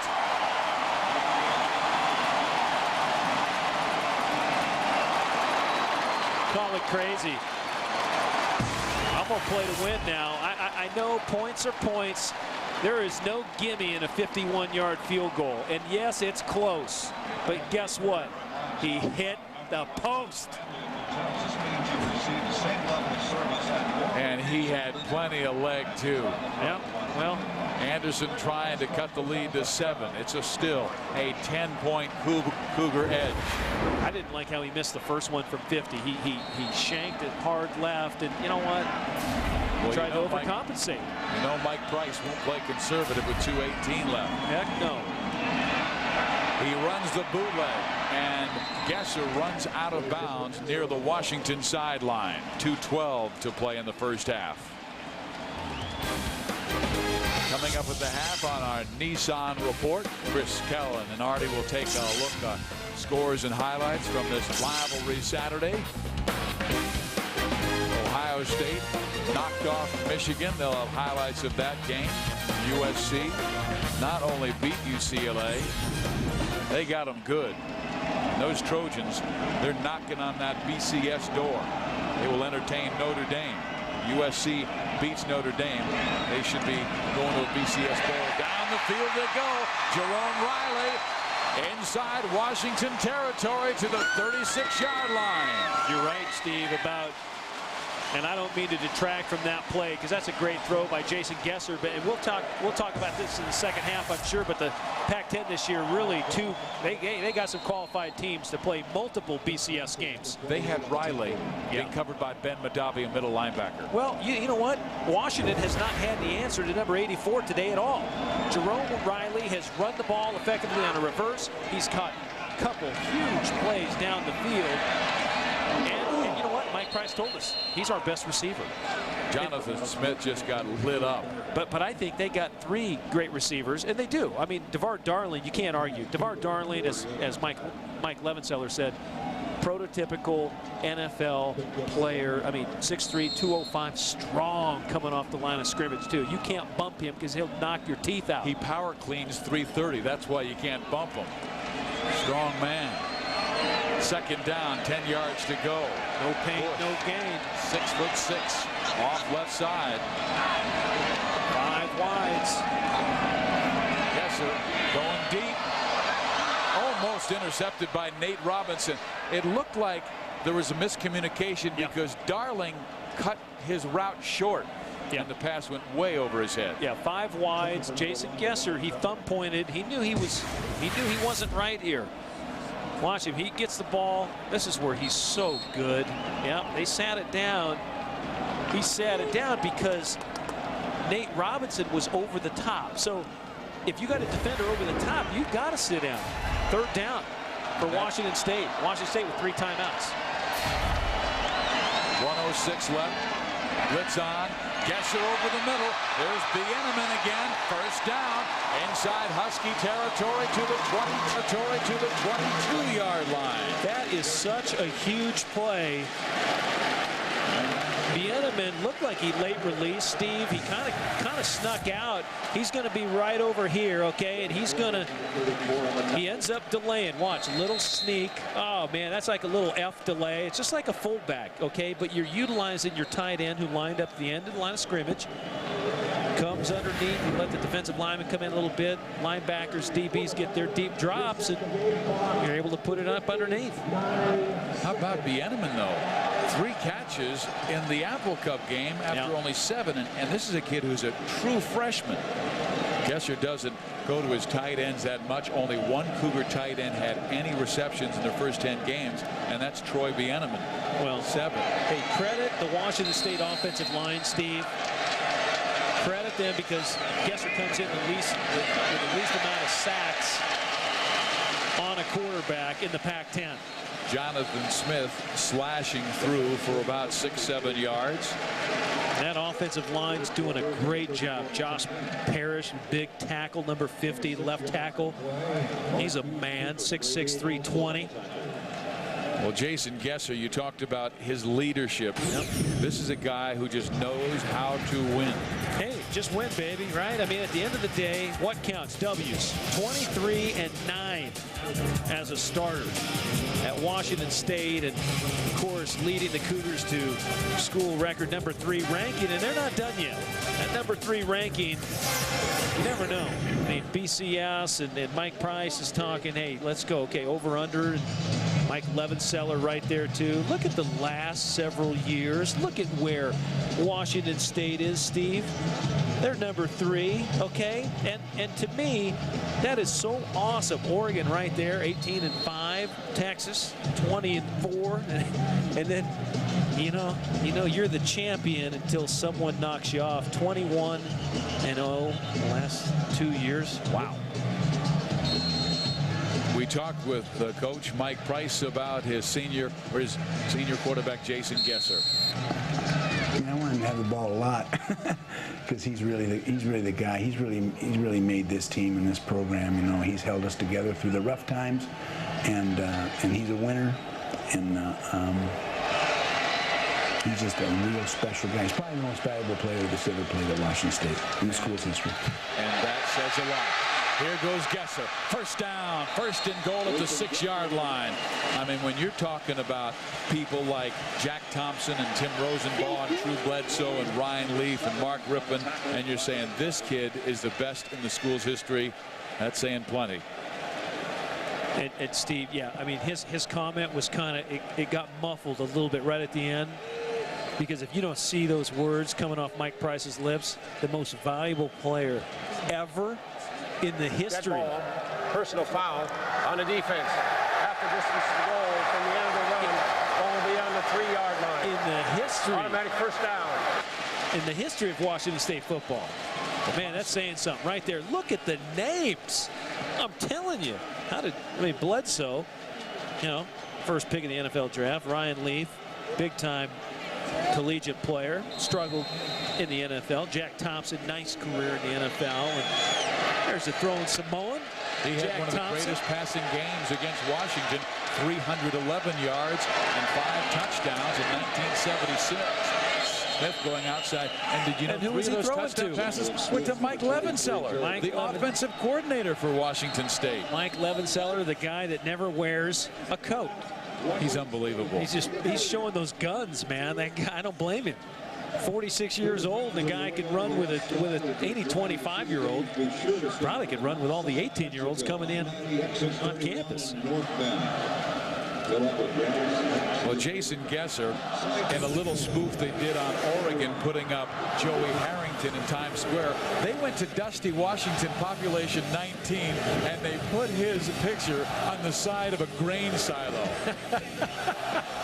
There's Mike Price. He's out there, and Gesser's out there signing autographs. I mean, that was in the summertime. I imagine that was pretty warm day out there. But did you know that Mike Price called Bill Moose, the Oregon athletic director, and said, "We're going to do this. Would you mind?" He goes, "No, I think it's funny. Go ahead." Now Bill Moose, the AD at Oregon, of course, orchestrating a great campaign a year ago for Joey Harrington, and again this year. Everyone knows who the Oregon Ducks are now. That's for darn sure. They went down to Oregon State today. And now again the Cougars spreading them out.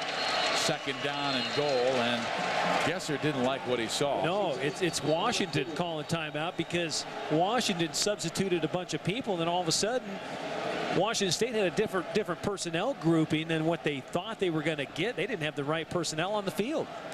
So Ben Madavi heads to the sideline. Big moment here for the Huskies, trying to stay in the game. They took the early lead 7-0, and they have been outscored by 20 since. And you know what? That's a good use of a timeout there, Steve, because look, you got 20 seconds left. Hey, get the right people on the field. Randy Hart down there talking with Ben Madavi. Randy Hart, one of the great coaches in the land, and of course an Ohio State player under Woody Hayes on the championship teams. And you know you know, when you look at Neuheisel's staff and even Price's staff, but Neuheisel's staff, a lot of guys played ball on Rick's staff. Rick himself, a '84 Rose Bowl MVP. He and I were together for 4 years at UCLA. Randy Hart next to him, Ohio State championship under Woody and Keith Gilbertson and Axman and Bobby Houck and on down the line. Second down, goal to go inside the 5. Gesser with time firing, and he had Bush wide open, and he threw it short. A flag will go down. Bush was claiming holding. Well, they may, and look who's number 19 is. Reggie Williams. Reggie Williams. Number 1 on offense. See, look at on the back of his jersey right there. You see his number. Sorry, Gordon. Oh, but he called the flag on Reggie. Pass interference, defense. Ball would be placed at the 2-yard line. Automatic first down. Reggie Williams comes off the field. Here's a nice matchup. They put Reggie Williams on Mike Bush, and I'll tell you why. Well, you know what? It's a nice push off by Bush. And then Reggie Williams holds on to him. But you know why they did that, right? Because they always throw the jump ball to the 6'6", basketball player to score a touchdown. Gesser in trouble, flipping it back right, incomplete. He felt the pressure right side, and there's another flag down. I'd love to know this penalty. I'm going to sit down because I'm getting excited now. Oh, Gordon Reese is going to call grounding. But he felt let's that hold defensive pressure. Let's hold a teleconference here.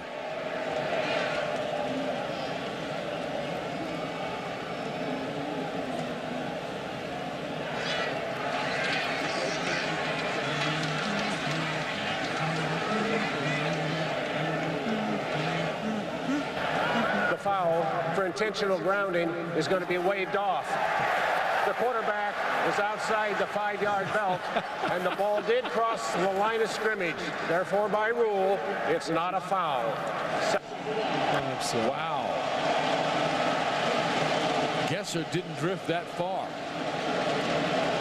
He got out of harm's way. Owen Biddle. Okay, second goal. Again, watch. Well, they look like they're going to run the ball right now. They're in a closed down formation. They brought 3 in tights. Hallberg, the tight end, and they will run left. Jonathan Smith met and is down at the 2-yard line. Fine play by Marquise Cooper, the junior from Gilbert, Arizona. Marquise Cooper, Steve, is one of the fastest players there is in the Husky program. And he's an inside linebacker. I mean, here's a guy, watch him. He's going to end up racing across a formation. And look at him. He's behind. He's in the, look at him close. Oh, my goodness. Marquise Cooper's one of those guys that's going to play in the NFL on Sundays. Flat out, he's a junior right now. He'll come back next year. But when you can run that fast from the inside linebacker spot, the only other guy that I've ever seen run that fast, Junior Seau. I mean, he could have been an awesome, he could have been an all-pro running back. Well, with this timeout, you wonder what they are going to do. 4 seconds remain, and one of the key moments came last year in Washington State's game at the 1-yard line where they stuffed them. So they're going to bring in Drew Dunning. After that, Huskies went 99 yards after they stopped Washington State on 4th and goal and took a 7-0 lead. They go on and win last year's games 26-14 as Pickett threw for 371 and Reggie Williams caught 11 passes for 203 yards. Now Dunning with a tough angle. Yeah, I was going to say not the easiest of angles right here, but Dunning inside the 19, 1-for-1. And they fake it. And Washington State has to throw it away, so they come up empty. There is a flag down, though. If this is a late hit, it will really cost Washington. A bad snap.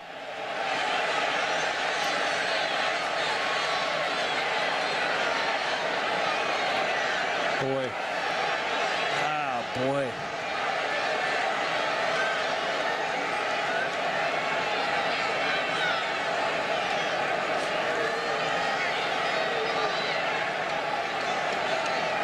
Intentional grounding on the offense. That penalty's declined. Half is over.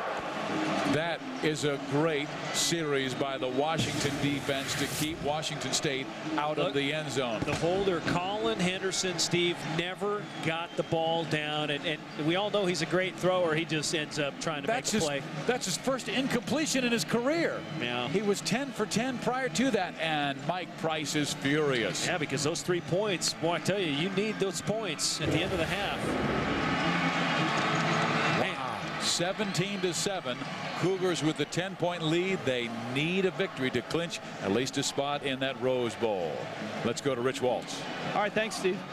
Mike, I guess there's no doubt you've seen Jason Gesser do a time and off. He did not get off to a good start, but he played a very good first half after that interception. Yeah, he threw that first bad ball too high, and he missed a couple of blitzes that they blitzed, and we didn't check too, but he's getting better, and a little bit disgusted with some of the calls down there, but you know, we're trying to run our tight end on a pass, and they grab him, hold him, and tackle him. We can't throw the ball to him. And then they call us for grounding the ball. Come on. You talked about keeping your team in focus and not getting too into the rivalry. Did you accomplish that in the first half? Yeah, we're in good shape. We're solid, and we're focused and ready to go. All right. Good luck. Thanks, Mike. All right, good. All right, Fizz, back to you. Thank you, Rich. I love Mike Price. He is so honest. He is so fresh, and he has a 10-point lead over Washington. Let's now go to Chris Rose. All right, guys, thank you. Mike Price and Joe Paterno ought to compare referee notes. Maybe they ought to get together sometime soon. Welcome to the Nissan Halftime Report. I'm Chris Rose, working alongside the Hall of Famer Kellen Winslow, the coach, Artie Gigantino. We'll hear from those two gentlemen shortly, but first, guys, no doubt that USC and UCLA players, you are watching our game on Fox Sports Net because the winner of today's LA shootout, coupled with a pair of Washington State losses, would put either the Bruins or the Trojans in the Rose Bowl. Now, Marcus Allen, Jerry Robinson, a pair of USC legends, watching another one in the making. 16 seconds into this one, Carson Palmer finding Kareem Kelly from 34 yards out. It's 7-zip. And then Palmer, the great play action. Great play action over the top. Freezes a safety. He comes up, bites on it. He gets behind the safety cornerbacks and trailed all day. Hey, I traded Jerry Robinson from USC to UCLA, but he's been traded back. It's a fantasy pick. Well, they could have used him today, actually, on this end around by Kerry Colbert, taking it in. Carson Palmer was looking for somebody to block. He threw 4 touchdown passes in a game for the 4th time in the last 5 outings, and the Trojans put up 52, most scored in this series since 1930. Kellen, Pete Carroll, when he got hired, a lot of people started scratching their heads saying, why?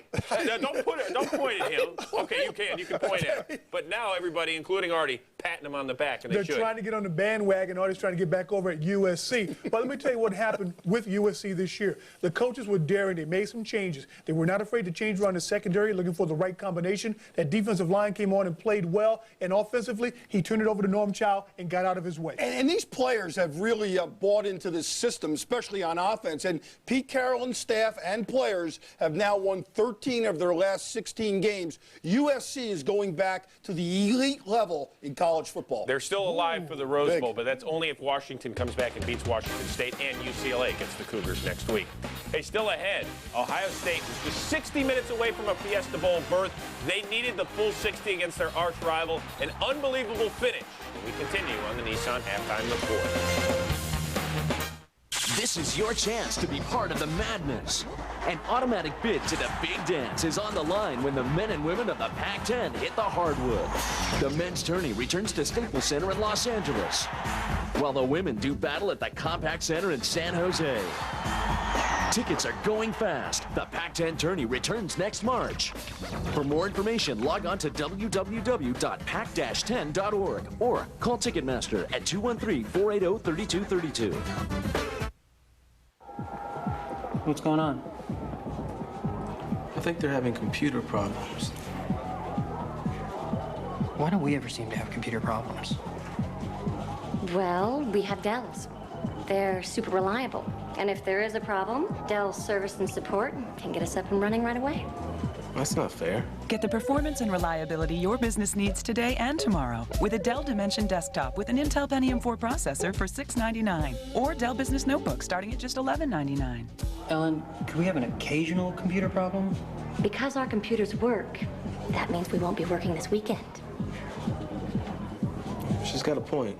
Get great deals on Dell Business Systems, like a Dimension desktop with an Intel Pentium 4 processor for $699. Right now, get a free PDA or a free printer with select business systems. So you're gonna be free this weekend then? I'm sorry, what? What? Easy to buy, easy to own, easy as Dell.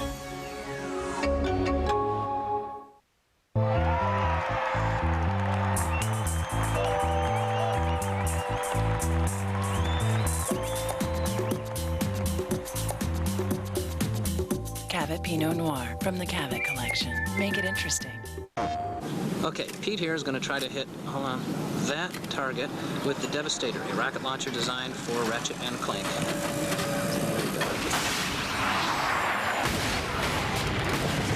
Oh, man. Oh. The Devastator. One of 36 weapons and gadgets not fit for this world. Rated T for Teen.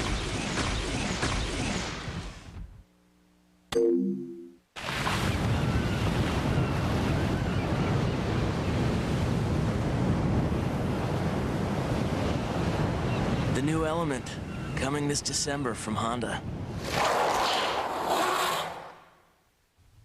Wow, entered to win a trip to the big game with John Elway. People, let me tell you about my best friend. He's a warm-hearted person who loved me till the end. People, let me tell you about him. He's so much fun. Yeah, he's my best friend. Entered to win a trip to the big game with John Elway. Odds of winning dependent on number of entries. Odds of becoming John Elway's best friend? Not as good. Favre and the Packers. Sapp and the Bucs. It's a Fox NFL Sunday doubleheader this week. Welcome back to the Nissan Halftime Report. By 11. Washington will be kicking off to the Cougars. And the Cougars, Sammy Moore is back deep. Sammy Moore, who caught a pass for 67 yards and his first touchdown in the first half, comes out and brings it up past the 20 and cut down at the 27-yard line. Let's go down on the sideline to Rich Walls. All right, thanks, Steve. Rick Neuheisel said topic A in the locker room at halftime was don't panic. He thinks his team is playing well. He said they just need to get more to show for the times they get inside the 50-yard line. He also said they need to obviously get the ball to Reggie Williams. They didn't throw to him a whole lot in the first half. He says that's going to change early in the second half. Gentlemen? Reggie Williams with only 2 catches for 35 yards. His first catch set up their only touchdown, but very quiet after that. Rick Neuheisel with a record of 6-5, 3-4. Washington could finish as high as 5th in the conference or as low as 8th. The Huskies still have an opportunity for 4 different bowls the way things play out, but by winning this game, they'd still be eligible for all 4. If they lose, they might only be eligible for 1, and that could be the local Seattle Bowl if Utah beats Brigham Young. Jonathan Smith is the lone back, and he will run right. And he is met and knocked down. A fine defensive play. Terry Johnson. Take a look at Jason Gesser's first half numbers. You know, again, he comes in, he's pretty darn efficient. He had the 1 interception. Of course, he also had a touchdown throw. 163 yards, pretty good on 7 completions. I'll tell you that. He had a couple big chunks. Of course, that big one going to Sammy Moore. And they beat Derek Johnson on that play. So they went after their Washington's best corner and came away with 6. Now it's 2nd and 12. The blitz is on. Gesser falls down, and Johnson covers him. Kai Ellis with the pressure, and Ellis came from the outside in. Kai Ellis is so good off the edge, Steve. Here's a guy who's just so dominant a player, and you know, he came into the program. You see, he has a little trouble. I mean, he's got his knees are the bothersome entity for him, but the guy's built like, you know, Jack LaLanne ×2.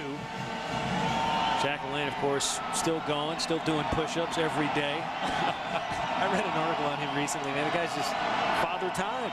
Well, here's a 3rd and 22. Big moment for Washington's defense. They get after Gesser again, and he gets free and throws it, and it's dropped by Jerome Riley, or it would have been a first down.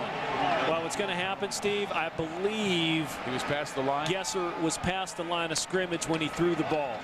Even though it was just a stellar athletic play by Jason Gesser. Watch, because Terry Johnson puts a lot of heat on him, number 99, and Johnson might be playing his best game of the season, harassing Gesser. Look at the throw, though, right on the money. Whoops. And Riley said he had a wonderful first half. We'll wait a couple minutes and wait to hear from the ref, Gordon Reese. They really take their time. They make sure they get it right. Then they will fax the information to the Pac-10 conference. They don't believe in email, do they? No. No. I'm trying to get my brother to buy a computer and get on email. I'm gonna call him his nickname. Well, I won't say it. If it's against the offense, it's going to be declined, and then the punt will go to Washington. You know, see, this is where that internal time clock, you know, that quarterbacks and directors have, Steve, because Doug Freeman, he's like a quarterback. He's like, man, I gotta get my time clock going. Come on. Something's against Anthony Kelly, apparently. And this is going to work out for a Washington State first down. Automatic first down, if that's the case. But why does it take so long for them to make the decision? Roughing the passer. We don't have, how about that? We didn't have a microphone. I wonder if there was technical difficulty. Anthony Kelly, watch, he's going to come from right back behind Jason Gesser on the backside. And you know what? Come on. That's incidental contact by a Washington State Well, Cougar. Derek Roche, number 77. I mean, anyhow. All right, first down, Cougars. That hurt. That's a big turn of events. 3rd and 22 conversion. Now Gesser goes to work again, and he fumbles the football, and Washington has it. That's Kai Ellis with the strip Rams. That's even a bigger play, Steve. That Kai Ellis, you know, this is how important that 3 points was right before the half. You know, all of a sudden Drew Dunning, you know, there for a chip shop. And you see where now, again, turnover, short field. Kai Ellis comes right there, ends up, gets great push inside, and he stays after it. He rips the ball away from Gesser, and he also recovers his own forced fumble. Kai Ellis had the motor running.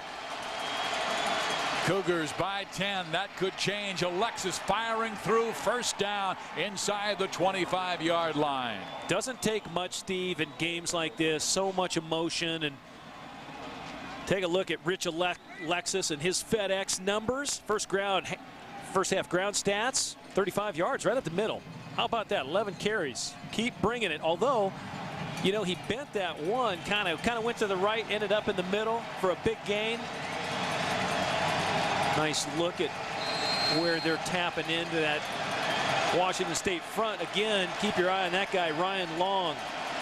Alexis motion, blitzes on. He throws to the hot receiver. It's Rich Alexis for a first down inside the 10-yard line. Oh, a good read by Cody Pickett because it was a full-on blitz.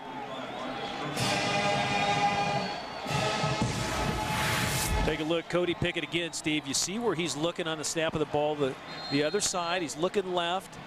Alexis just comes right in, following big number 1, Reggie Williams. I don't know if that was a mix-up or if that's just real good play by the Huskies, but either way, first down.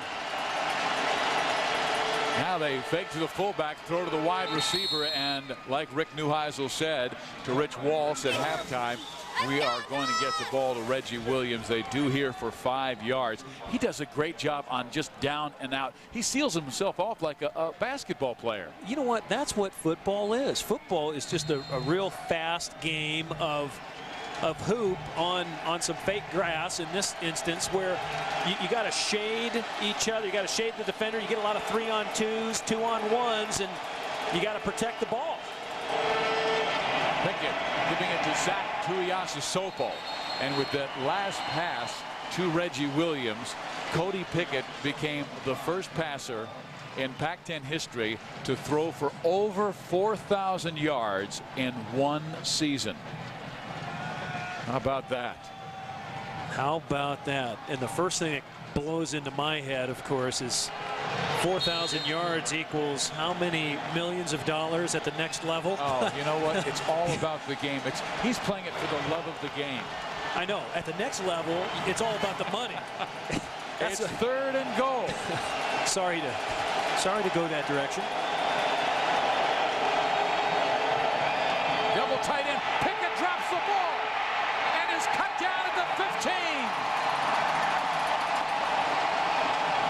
He covered it himself, but instead of 7, they may have to settle for 3. Well, that's a blow-up. Ball slips out of his hand. I don't even think it hit Alexis's hip, and then, boy, that was Fred Shavy's number 6, who came in like a bullet off the edge, and that's his specialty. Now a field goal from 34 by John Anderson. He missed his first 2 of the game, but they were from 50 and 51. And Steve, no gimme again. No good. John Anderson 0 for 3. It's in his head right now, Steve. You over Martin Stadium with Washington State against Washington. Jason Gesser, the quarterback.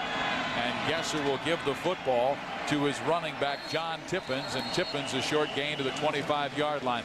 Well, we talked about all of the records that Jason Gesser has broken them, and one of them was all the records that were set by the great Drew Bledsoe. And Drew now joins us from his hotel room as his Buffalo Bills are getting ready to play the New York Jets.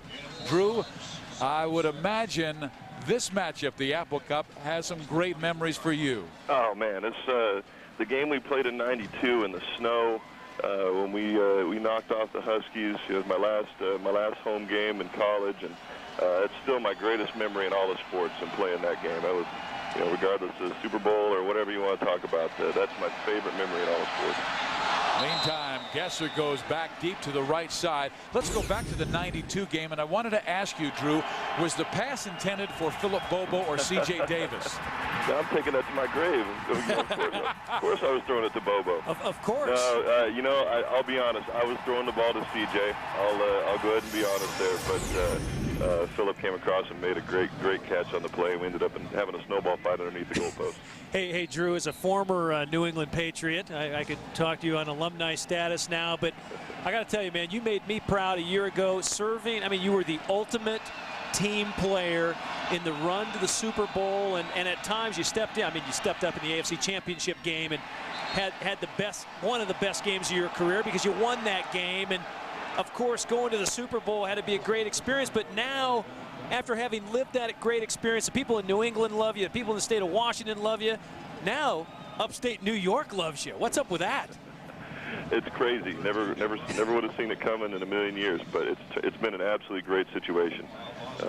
Going through what I went through last year, I think really renewed my passion for the game. You know, we're spoiled, man. We get to play this game. We get paid to do it. I'm 30 years old, and I still get to act like I'm 17 or 18 years old. But you do it for long enough, and at a certain level, you can take it for granted to a certain extent. And having it taken away and now getting a chance to do it again, you know, has really renewed my passion for the game.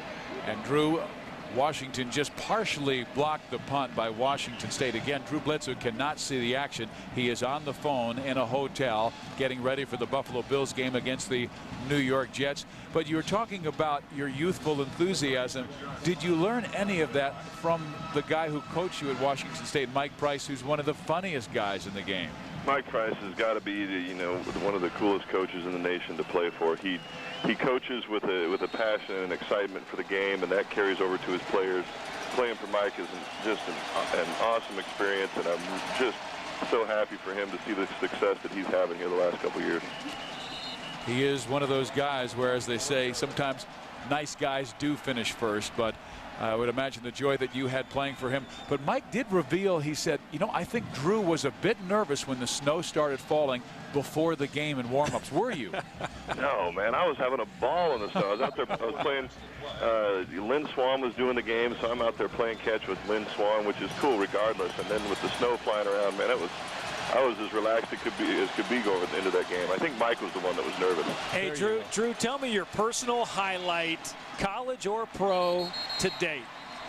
Oh, that game. That game, you know, when Phillip came up with that catch, you know, and we're laying there, you know, we're in the snow underneath the goalpost throwing snow at each other and all that stuff. That's my favorite memory in all of sports, even with all that's happened in the NFL and all that stuff. My favorite memory was the Apple Cup, and probably always will be. Well, there have been so many great memories in this wonderful rivalry. This is meeting number 95. Washington won last year 26-14. It is 3rd down and 4 for the Huskies on their own 48-yard line. Blitz on. Pickett in trouble. Drops the football. It is picked up by the Cougars, and they have it at the 25. Go Cougs. So beyond everything else, Drew, you gave the Cougs a little luck. That's what I'm trying to do. That's awesome. Now they got to punch it in there for the score and take control of this game for sure. Well, Fred Chavis was the man who made the hit on quarterback Cody Pickett, and Isaac Brown picking up the loose ball and hustling it all the way to the 25-yard line. Now see, Steve, right there, Pickett just didn't have that snap throw that Bledsoe has when it comes blitz time, and that's what keeps quarterbacks alive and well. Yeah, you got to get the ball out of your hands, man. Let the other guys take the hit. They're tougher than we are. We got to let them have the ball. Jason Gesser is still learning in that area. He runs a play-action pass, has to throw it away because defensive lineman Manasseh Hopoi was in his face. And even Gesser said earlier this year, Drew, that he said sometimes they have more competitive spirit than common sense. Is that an attribute acquired through experience? You know, I think that it's almost the opposite. You know, as a quarterback, and Jason, I love watching the kid play. He plays as tough as anybody I've ever seen at the position. But, you know, your competitive spirit, you know, makes you want to try and make something on every play. And I know Jason feels that way, and that's the way he plays. But there are times when you have to be smart and just cut the ball in his hands. Well, he went for one right down the middle to Jerome Riley. It is broken up, and it'll be 2nd down and 10. But Drew, thank you so much for joining us. You're one of the real heroes here in Pullman, Washington, and good luck tomorrow against the New York Jets. Hey, thanks, guys. Nice to talk to you. Best of luck, Drew. Same here. All right. Well. Drew Bledsoe, one of the great quarterbacks in Washington State history, and they have had plenty of them. And the guy who has eclipsed all of those records, Jason Gesser, now facing a 3rd and 10.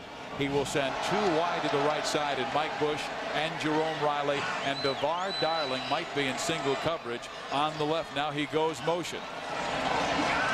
They throw back left side, and there's the tight end again, Troy Bieneman, and Bieneman very close to a 1st down. And Steve, again, this is that area where it's so close to a 1st down. You know, if you can go for it here on 4th, which Washington State may elect to do, they'll do it. They do a nice job picking up the blitz. inside, and then they just flick the ball out. Bieneman, you know, he's such a good player. Boy, he doesn't look like a tight end at all. He's one of those just big body guys. That's his 4th catch. Yeah. You think that's a wrinkle that Mike Price put in this week? Absolutely. Yeah. Oh, yeah. So now the field goal attempt at 32 yards by Drew Dunning. John Anderson, meantime, for Washington, has missed all 3 of his field goal attempts. Dunning. Tough night kicking. Wow. The winds Ball's have not been traveling. swirling. It's cold. Cold Still, damn. the Cougars by 10. This is your chance to be part of the Madmen. Here on Fox Sports Net. Cody Pickett back. He wants to go deep, looking for his big play guy, and the speed of Paul Arnold was there, but step for step with him was Carl Pema. That takes us right to our player of the week, brought to you by Kyocera. Jason Johnson, upset win over Cal, threw for 492. You know, and remember now, he threw for 492. Andrew Walter, the Arizona State quarterback, set a Pac-10 record earlier this year. He threw for 532. And speaking about the Pac-10, we got the commissioner in the house tonight, Tom Hansen, the commissioner. He just stepped up in the box with us, along with Gary Thomas, the president of the Tournament of Roses. And we spotted Mr. Thomas earlier arriving to the game, Steve, with 24 roses under his arm in a box. If Washington State wins, he will hand those roses to Mike Price, and Mike Price still has a chance to watch Miami go to Syracuse and then welcome Virginia Tech. Miami has to win both of those games, or a team like Washington State would play for the national championship against Ohio State. It is 3rd down, 2 yards to go. Cody Pickett. He will throw. And Reggie Williams with the catch and breaks free for the first down to the 34-yard line. What a great player is Reggie Williams. Big target, strong. His 5th catch. But all have been short yardage. And you know, here's a guy. I mean, look at the shots he's taken, Steve. And you know, look at, he just gets the first down and he tries to get more. That's just great playing. But Gary Thomas, the president of the Tournament of Roses, even though the BCS championship this year is at the Fiesta Bowl, and the Rose Bowl still is the most lucrative of all the bowls. They pay out $14.1 million. The Fiesta, the Sugar, and of course the Orange, all paying $13.6 million. They go deep for Williams. Does he hold on? What a play. This guy had 2 red jerseys all over him, and Reggie Williams with great concentration with a 38-yard catch. Well, he had 2 catches at halftime. Neuheisel said we'd go to him a lot, and that is 4 catches already in the 3rd quarter. Well, you know, you're up here in the eastern state of Washington. That's a pull, because that's a duck coming out of Cody Pickett's hands. But you know what? They said something at halftime. Hey, look, let's go deep. Right now, Reggie Williams has been deep. With Cody Pickett's throwing one on the other side to Paul Arnold. He threw right there to Reggie Williams. You got to get the ball down the field if you're the Washington Huskies, and right there, nice execution. They try and run again, and they have not been able to do anything running. There is a flag down, but Washington has averaged about 2 yards per carry running the football. And Steve, you know, you can still rotate. You know, the BCS is interesting, and you know, you and I have always, you know, we've advocated something different, but you know what, the reality is we have the BCS and we have to live with the BCS like everyone does in college football. But I think the coolest thing about it is still the Rose Bowl. Offense, 10 yards from the previous spot, still 1st down. You know, every player, you know, growing up, I think in America, you look at what the Rose Bowl signifies, and there's some roses right there, but the Rose Bowl, there really is no bigger game. I just really believe that. And I know it's a 1 versus 2 in the Fiesta this year, but, you know, I will be tuned in to the Rose, as always. Probably because I had some success there, too. Well, right now, there are 3 automatics in the BCS Bowl game. There is Reddick coming from the right side and making the catch. Eric Coleman with the stick, so they get just a few yards back. That was Rich Alexis, excuse me, 24, not 21. and Rich goes down hard. He has never been able to stay completely healthy in his Husky career. High ankle sprain set him back earlier this year, and now it's the left hand. He got hammered right there too. He came in a little underneath, and he gets. Maybe it's just how he fell. Yeah, that was Eric Coleman once again, number 27, the free safety, there to make the play.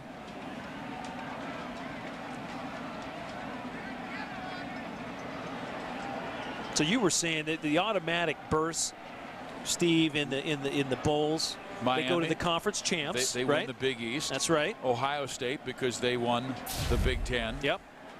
Georgia and SEC, they're automatically in, probably the Sugar Bowl. And Washington State trying to get in. If they win, they take that rose. One company brings new value. Washington State right now, you need to bring the heat, Steve. You need to get some pressure on to Cody Pickett because they're in striking distance. They rush for this time. Pickett with time, fires right, and it's Reggie Williams again. His 5th catch of the 3rd quarter. Let's go down on the sideline to Rich Walls. Rich Alexis has got problems with that left ankle. They're looking at the left ankle, left foot. He's not the only running back that's out. Jermaine Green is out right now for Washington State. He did not play that last series. He has a pulled groin. Wow, and on a cold night, that is tough to stay loose. But Rich Alexis, we saw him fall on his left side, and we just assumed it was his left hand. So it's that ankle that had troubled him earlier this year. Frederick wide left. He'll be in single coverage with Carl Pema. Williams to the right. Trufant's on him. And Ware holds on, but comes up about 4 yards shy of a first down. Now, do you go to Anderson, who's missed 3 field goals in this game? I don't know if you do, Steve, but I know that Cody Pickett wanted to go here. You're going to see him run the post, but you're also going to see that player right there, Eric Coleman, turn, and he just ends up turning and covering Reggie Williams. So they get a double. They get it kind of over-under. They take away the big-time receiver, and so Cody Pickett has to come off, go to his secondary outlet receiver. You know, I was going to say you don't bring on John Anderson, but they brought him on. Long enough. No good. John Anderson has missed all 4 of his field goal attempts, but a flag is down at the 30. And they roughed It's him. against Washington State. So instead, as Anderson now limps to the sideline, they still have a shot at 7. It's not a kicker's night. And when I said that, when I was down on the field during pregame warm-up, I was talking to Keith Gilbertson. We couldn't figure out where the wind was pushing from, but it's cold, it's moist, it's wet, it's miserable. Let's face it, down on the field. Then why have Washington and Washington State kickers been so successful in the past? I don't know. Foul. Roughing the kicker. I finally asked him a question he couldn't answer. Automatic first down. They've had good kickers in the Great past. kickers, and Anderson's a terrific kicker. But they haven't always had to play in this kind of environment. And it's wet, cold. Number 18, Curtis Nettles, guilty of the penalty. So Washington comes up with a first down at the 11 of the Cougars. You know, Steve, it's a difficult night to kick, and it's a difficult night to hold the ball and throw it as well. I mean, it's not an easy night to execute if you're one of those perimeter players and special teams players. Tight end goes motion. Pickett. And dropping the football, Braxton Clement, and they're going backwards. How many times has Washington hurt themselves when they put themselves in a great position? They've missed 3 field goals, actually 4, but that one resulted in a penalty. Well, this is what they can do, Steve. They still have ample time. 3:30 left in the 3rd quarter. Rick Neuheisel told us yesterday, he said it before the game, we need to finish strong. All right? The reality is, yes, they misfired again on first down. You got to punch this one in the end zone. You got to punch this in on this set of downs right here. They spread him out. Williams left. Trufant on him. Pickett throws the other way, and it's almost picked off. The intended receiver was Patrick Reddick. Steve. Yep. No, once again, I'm sorry I jumped in there, but Marcus Trufant, he's the best player on the field tonight. Don't go at him. Don't go at it. But you know what he's saying? Bring it on, man. Keep bringing it, and I'll keep defending it, because Trufant right now, as good as they come, breaking on the football, 11 career picks, tied for 6 all-time on the WSU list. And man, I'm telling you what, right now he's got that inner confidence thing going. He's got the mojo working. And that last intended wide receiver was Eddie Jackson. So there is Williams and Trufant. Those two guys up there. Pickett looking right, going right. Paul Arnold tipped at the last moment by Jeremy Bohannon. And it will be 4th down. Pretty nice throw. Pretty nice throw. Pretty nice defense by Washington State all game long. This is a team, Washington, that has scored 83 points in their last 2 games against pretty good teams, Oregon State and Oregon. Anderson is back, this time from 35, straight on. Well, this is the first time he's been straight on in 5 attempts.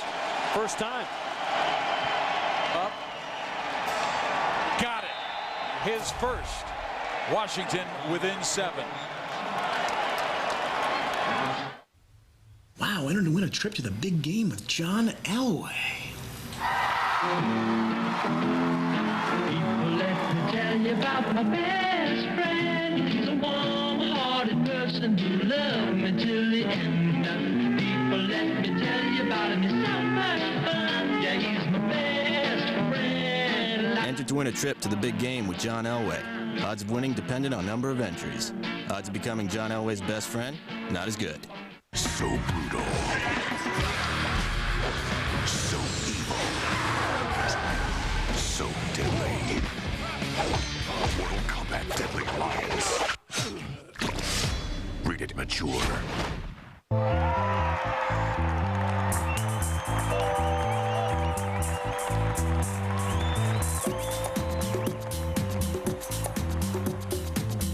Cavett Pinot Noir from the Cavett collection. Make it interesting.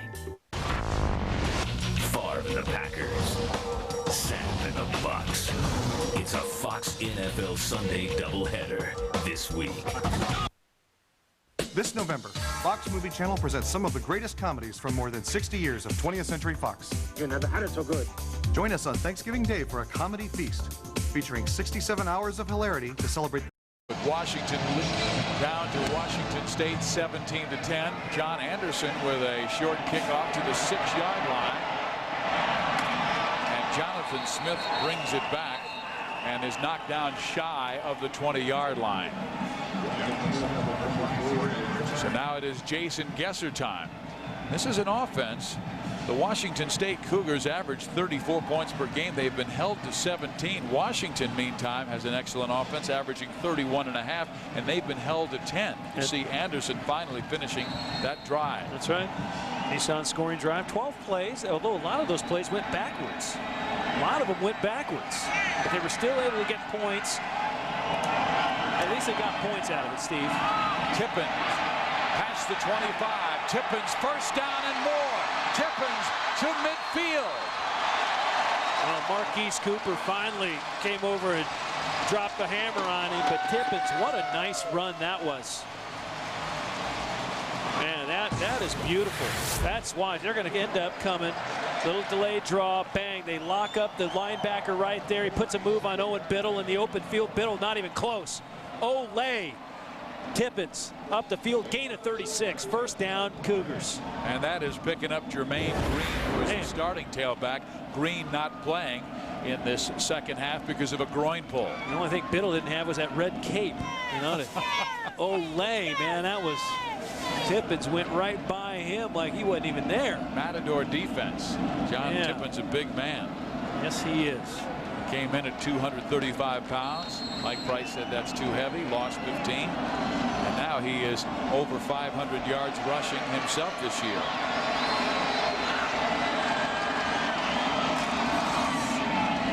They run the reverse again.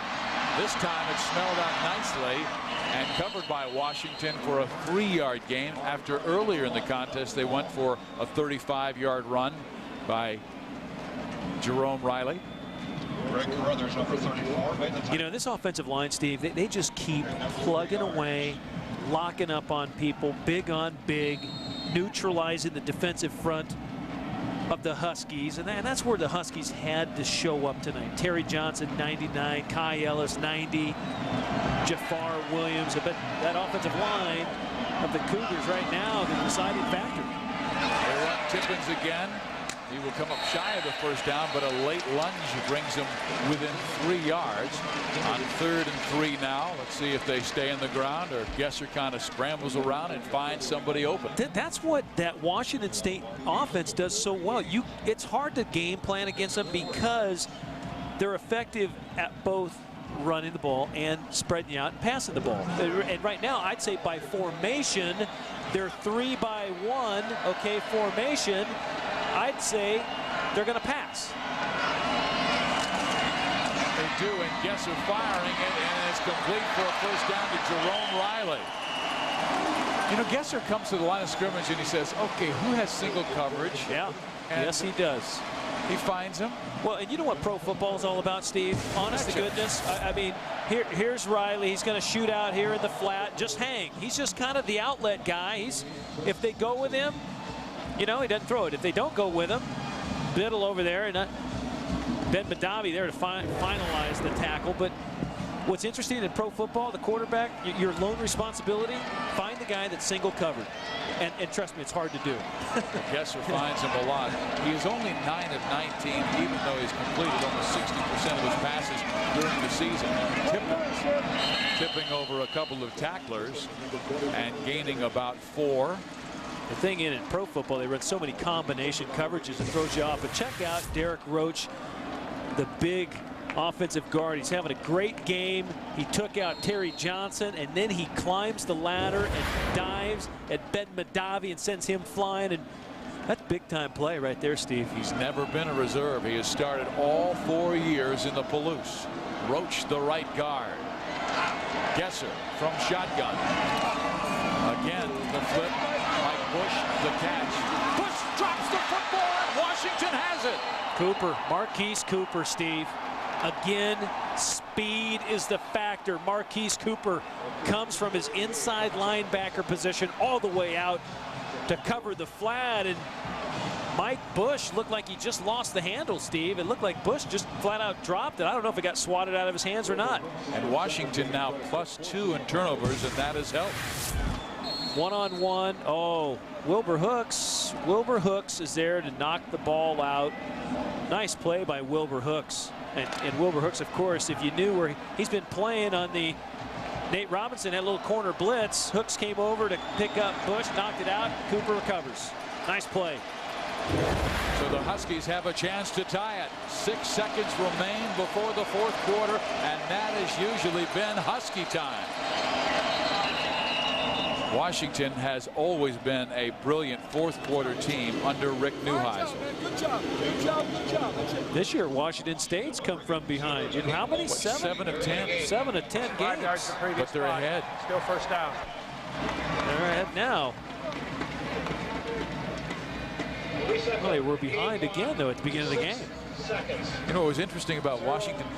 In the last 3 years, the Huskies have only outscored their opponents by 9 points in quarters 1 through 3. But Rick Neuheisel, who's so good at clock management, in the 4th quarter, the Huskies have outscored their opponents by 125 points, 354 to 229, and we're just 6 seconds away from the 4th. Well, Pickett, that's watch finishing the strong. screen, incomplete. That's finishing strong, you know, and I guarantee you right now, Steve, you know what the guys on the other sideline are saying, Washington State sideline? They're saying, hey, remember 2 years ago? Remember 51-3? Remember that game? That's sticking in their craw right now, and they're going to remember that one. I guarantee you Mike Price has said that to somebody over there. You know, Rick also told us last night, he said, no quarterback plays well against Washington State. They haven't had a quarterback this year who has played his game against the Cougars. He said, really, since Cody threw for 371 in the victory last year. Talked about the 125 points in the 4th quarter. What does it mean? 14 comeback wins. That's what it means. But right now, again, second long yardage for the Huskies. They bring 4. Pickett going deep. Paul Arnold out there, and there's Payne but pass interference, and it will be a first down for the Huskies. Now, Payma came over the top. He came over the top, and for a moment, you know, I thought Arnold had a shot. Again, the ball not coming out super clean. Look at that. Yeah, definitely interfered with. Payma takes one off the dome. You know, I mean, he's there stride for stride, but he just had that contact. Well, the Huskies hoping it's their time. That's the end of the third quarter. The Cougars leading by 7. You're watching College Football Saturday, presented by Kyocera on Fox Sports Net. And here is the flag. By one play. So automatic first down, but the quarter can't end on that particular play, I believe is what he said. Gordon Reese. So Washington will have a first down, but there will be one more play in the quarter, which makes sense. Defensive penalty. You got to finish out the quarter of play. So 0 on the clock for the end of the third quarter. One last play, and then we'll flip it. Reggie Williams down in this corner. Braxton Clement flashing through. Almost gets the first down, and that's the now end of the third quarter. 7. And now the Huskies trying to capitalize. Reggie Williams will get the first down past midfield. And for Reggie Williams, only 2 catches in the first half. They were determined to get him the football in the second half, and they have. He now has 8 catches. They just can't free him up enough, Steve. Marcus Trufant again there to make the hit and a tackle. You know, if I was Washington right now, I'd think of motioning Reggie Williams a little more right now. Maybe play him inside slot and at least have some movement with him and just create a little separation, because right now off the ball, these 2 guys are locking horns, and there's no match at all. They just stymie each other. They run Clemens up the middle past the 45 down near the 43-yard line. And the reason I say that is because the 49ers did it so many years with Jerry Rice, and now the Oakland Raiders are doing it with Jerry Rice, and the Denver Broncos do it with Rod Smith. You move great players around, you put them in the slot, you put them outside, you move them a little bit, because you create, even if you create 6 inches of separation, that's all that guy needs. Because the great players will get open time and time again, and then it just becomes delivery of the football on time. And Pickett is one of the best in the conference and the country at that, completing better than 60% of his passes. He flips it to Williams, his 9th catch and 7th of the second half. He's gone over the 100-yard mark receiving because of the big play, but most of them have been little short 5-6-yard catches. He had the one bomb for about 36. Trufant again, they look to get a little crease, a little open window there, and it's a gain of 4 yards. 3rd and 2. 3rd and 2 for the Huskies. Williams again. Williams and Trufant here. Pickett throwing it. Williams was well covered by Trufant. 4th down and 2 yards to go. It's frustrating. It's frustrating for me to watch. If you're a Husky fan at home, you're probably throwing something, one of those little, you know, like Nerf balls at the TV. Anyhow, or that.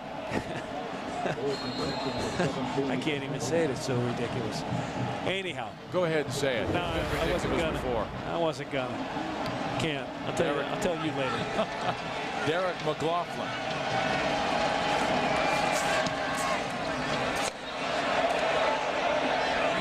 Not a big. Now he pounded that one into the end zone. Wanted to get it inside the 5, but it'll be Cougars football at the 20 when we come back.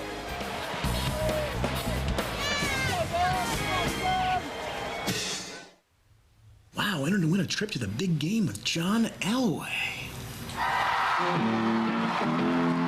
People, let me tell you about my best friend. He's a warm-hearted person who loved me till the end. People, let me tell you about him. He's so much fun. Yeah, he's my best friend. Entered to win a trip to the big game with John Elway. Odds of winning dependent on number of entries. Odds of becoming John Elway's best friend, not as good. With revolutionary new Sirius satellite radio in his car, a man finds he feels more like a man. Does he ever need to ask for directions? Never. He's got 100 channels of premium digital entertainment in his car, including 60 channels of 100% commercial-free music. So there's no need to actually arrive. Plus, he gets 40 channels of sports, news, and entertainment. Want Sirius in your car? Visit your audio retailer and get a $75 mail-in rebate on any new Sirius system. Only Sirius has 100% commercial-free music. Just where does a guy with all this entertainment prefer to dine? Did you want any ketchup with that? Girls? Why, in his car, of course. Now get a $75 mail-in rebate when you visit these or other fine retailers today. Sirius Satellite Radio. You'll never want to leave your car. Here is our college football Saturday Kyocera. And it is Washington against number 3 Washington State. Steve Physioc, Tom Ramsey, Rich Walsh with you. We're at Martin Stadium, a sold-out Martin Stadium, where if Washington State wins, they will head to the Rose Bowl. They will clinch the Rose Bowl bid with the Fiesta National Championship game. Still a possibility, but they need help from Syracuse and Virginia Tech against Miami. Cougars have the football, trying to finish it off against Washington. And there's Tippins, and he is dropped for a 3-yard loss. This fall, get your most crazy, outrageous NFL pregame show you've ever seen.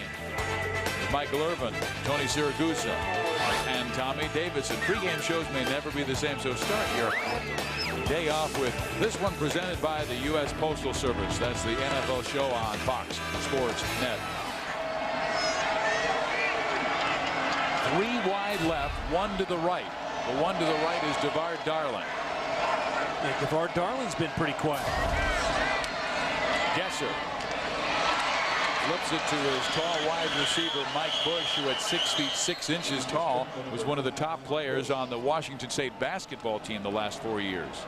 You know, that ball looked like it was tipped, and it may just have been a high throw to Bush, but man, that looked like a little risky throw, to tell you the truth. I mean, ball didn't come out super fast. Okay, 3rd and 6 for the Cougars. And what you got to do now, you got to play to win the game. Don't play conservative. You got to keep opening up the can of goodies. Gesser flips it underneath and has his tight end Bieneman again for a 1st down. How big has this guy been in the game? The Apple Cup true freshman tight end. He's caught only 7 passes all year, and he has 4 in this game. Let's go down the sideline to Rich Walsh. Running back update. Jermaine Green for Washington State out with that sore groin. Rich Alexis, you saw him back in for a play. They've taped the ankle up. He's back in. Wide receiver for Washington, Charles Frederick, has sprained a knee. He is out for the game. Well, that's a big play. Wide receiver. They lose Rich. Right now, Cougars on offense. Gesser going with the doubles on each side. Blitz from the right. They send it off. And this is Jerome Riley fighting for about 6 yards. You know, that was a old 2-by-2 there, Steve, which Jerome Riley in the slot, he's very dangerous. He's a guy that ends up coming out, and he's going to sit down and make a play. Madavi, the linebacker, has to come out. You see, no one covers him. No one covers Riley on the play, so Madavi has to come out from his inside linebacker job. They had a blitz on. They came in off the slot. And I think you're going to see a little bit more of that from the Huskies right now. They're bringing blitz again. Right here, Greg Carruthers was going to come. Gesser checks off now. He's getting to another play. Huskies are still staying in blitz. Gesser backs up. Whips it to the right side. Mike Bush is open. 1st down. Mike Bush got nailed too, Steve. He took a shot on his thigh. Man, he took a shot. Watch, this is what having a veteran quarterback's all about. They get it protected. You see his feet aren't pretty. Watch this hit. Owen Biddle comes in and just drills him. Mike Bush, you said basketball player, 6'6", 210, Riverside, California. He's all right. He's over there with Mike Levenseller. his receivers coach and offensive coordinator. Look at that, 20th all time. Hoops. 1,000 points, that's a lot. 1,000 points in basketball, 1,000 yards in football. Gesser rolling, away from the pressure. He'll be sacked. Back at the 45-yard line, the 5th sack by Washington in the game, and Gesser slow in getting up. I thought Gesser was hurt, Steve. I think he hurt his leg. Yep. Right leg. Man, something didn't look right when he landed, and you know what? He's hurt. He is hurt. Man, that is what a shame. Tough loss this would be. Now, Matt Kegel, the backup, has seen a lot of snaps. This isn't pretty here. Oh, man. Golly. You know, I saw Donovan McNabb, who saw the NFL game last week. Oh, ouch. Oh, ankle, man. And then his knee. No. Oh, my goodness. Oh. So Matt Kegel comes off the bench. Man, I'll tell you, Donovan McNabb last week broke his ankle. He stayed in the game, played the whole game on a broken leg. Jeez. Blitz. Kegel. Underneath he goes to Bieneman, the tight end, and Bieneman with his 5th catch of the game. But they will just gain about 4 or 5 back when they needed 26 for the first down. So here's Matt Kegel, a 6'5", 235-pound redshirt junior from Haver, Montana, the cousin of Ryan Leaf.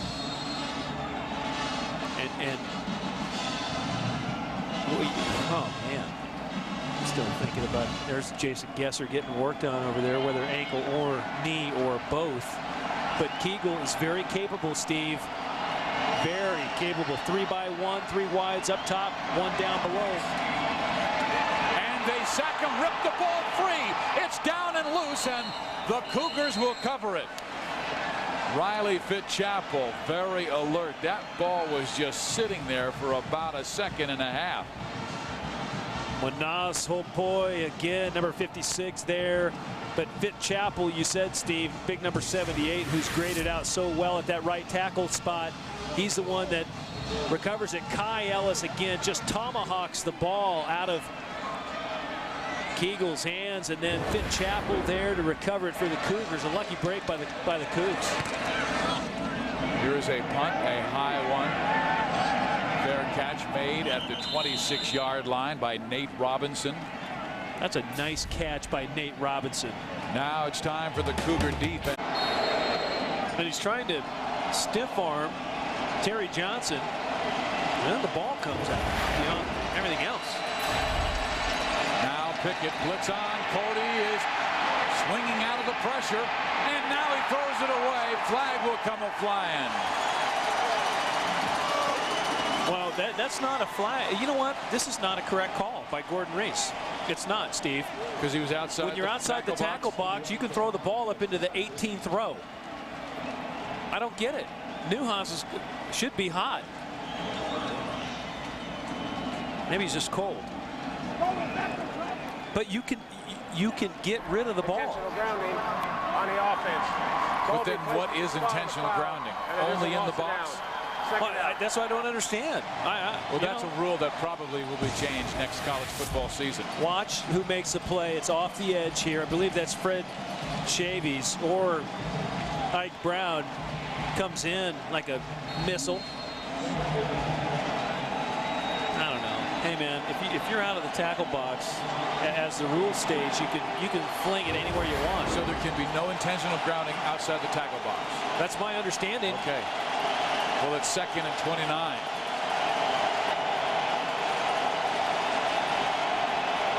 Might have to go past the line of scrimmage. The ball might have to go past the line of scrimmage. Alexis knocked down. Fine defensive play by Mauli Davis, the transfer from New Mexico State. Mauli Davis, Steve, there's that Oakland skyline product, who's such a great person, and then a player on top of it. And I asked him, I said, how much fun are you having, man? And he goes, It is so much fun. I am having the best time, and he's a big part of that good time out there. 7:07 remaining in this ball game. Now counting down inside 7. Cody Pickett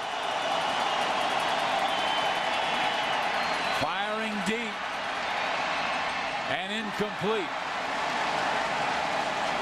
That's when you need that, you know, intermediate ball over the middle, Steve. Instead of going up the sideline deep, you know, throw a nice little over-under crossing route and either get a portion of it, or if you break a tackle, you can get up. You might pick up, you know, 29.5 yards and get a first down. You've got to credit Bill Doba, though, who did a marvelous job putting together a defensive scheme to stop an offense that was so hot.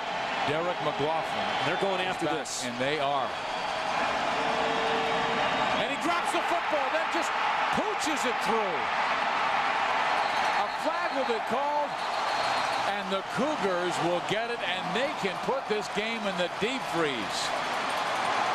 Boy, you know, Neuheisel, I can guarantee he's hot now, Steve, because what ends up happening, the punter, the punting game has been a liability for the Huskies all year long. And this right here, they end up showing pressure, and then they don't come. Kicking the ball by the offense. The penalty is going to be illegal kicking. That's the Garo Yepremian move right there to kick it. From the spot of the foul, that is a loss of down. It is first down, Washington State. So it's actually from the spot of the foul. They're just lucky it got out of the end zone. The ball's going to be spotted at the 1.5. Boy, that's not good football. You have to know that. That's ugly football. Either cover it or pick it up and try and punt it. Oh, he had enough time to pick it up and punt it. I mean, Neuheisel's just saying, you got to be kidding me. I know he's saying, use your head, guys. Come on. Just use your head. You had time. So Washington in a dire situation with the Cougars facing a 1st and goal at the 1.5-yard line. Matt Kegel now under the center, and something went wrong. Flags all over the place. Yeah, something went wrong. The center never snapped the ball. And it looked like the whole left side moved. And that would have been Calvin Armstrong and Billy Knotts. There's that cadence. Full start. Offense. 5 yards from the previous spot. Still first down. New quarterback. Change in cadence. Change in inflection. Let's go down to Rich for an update on Jason Gesser. News is not good. They're looking at the fibula. They thought he could go. He got up, walked around, and they have sat him down. Gesser is out for the ball game. And yesterday, remember, guys, it's a question you always have to ask. You don't want to ask when we asked Mike Price. If your number 1 guy goes down, what happens with your number 2 guy? Remember Price's answer, nothing changes. The offense stays the same. Kegel was the guy who started the 2000 Apple Cup. Threw for 122, but lost the game 51-3. They give it to Tippins. Tippins tries to get to the 5. And right now, they may say the offense doesn't change, but Gesser might be putting it in the air here. And Mike Price knows that 3 points is better than no points. Well, and Matt Kegel might put it in the air here too, Steve. You see his numbers in his career: 81-166, over 1,000, 3 touchdowns, 2 picks. But I agree with you in that you'd be able to run more of your offense. Right now, 5 wides, 3 on the right, 2 on the left, but you got to score to take some of the pressure off the young QB. Kegel on the quarterback keeper. He is nailed, and the Cougars recover his fumble at the 11-yard line. Steve, that's a huge play. Manas Hopoi, again, number 56, just stepping his game up right now. 6'4", 290-pounder, and he just hammered Kegel, jarred the ball out. Owen Biddle almost there. Watching the inside, the interior right here. Here's Hopoi. He's going to come around. Oh, he just gets leverage on the hit and puts Kegel on his back. And who ended up recovering it? That wasn't Fitzchappell again, was it? Fitzchappell. I mean, if he recovered that again, my goodness. 3rd down, goal to go. The junior Kegel. And time called by the officials. Timeout called by Washington. Timeout. Nice call by the Huskies. With 5:19 remaining. Mike Price will talk with Matt Kegel, his quarterback. You know, Mike told us a story about Kegel, and we'll tell it to you when we come back. One company brings new value to the way we communicate. With smartphone technology that adds color to the wireless world. Fiber optic components that drive broadband internet service. And copiers that scan direct to email for instant communication around the globe. One company does all these things and more to bring new value to our world. Kyocera.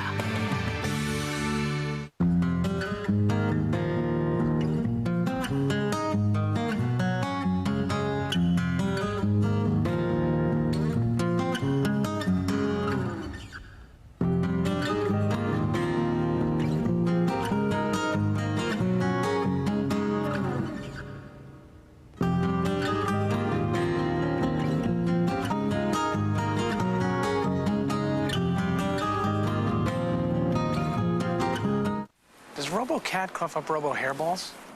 It's metal, but that's not the point. The chips that power RoboCat are only manufactured in Palo Alto, but the assembly plant is in Tokyo. If my girlfriend gets RoboCat, would it be jealous of me? Of you? Yeah. No. Now focus. They ship the chips with FedEx International Services. Get time-definite, reliable service to Tokyo. RoboCat's the biggest thing that hit Japan since Godzilla. Did I get it? Yeah, you're fine.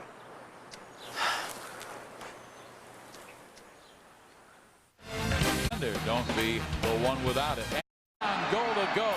Kegel will hand off to Tippins, and you bet they are trying for the field goal. They just didn't want anything to go wrong and hold a 7-point lead when Dunning can give them a 10-point edge. And Steve, the Huskies brought on Reggie Williams again, and he covered up the big receiver, Mike Bush. The number 19, Reggie Williams, coming off the field right now, but the great receiver, of course, playing a little defense today, too. And you see that now in college football. The great ones are playing both ways. Dunning from 22. Henderson to Hole. Good. Washington State has a 10-point lead. 4:41 from the Rose Bowl.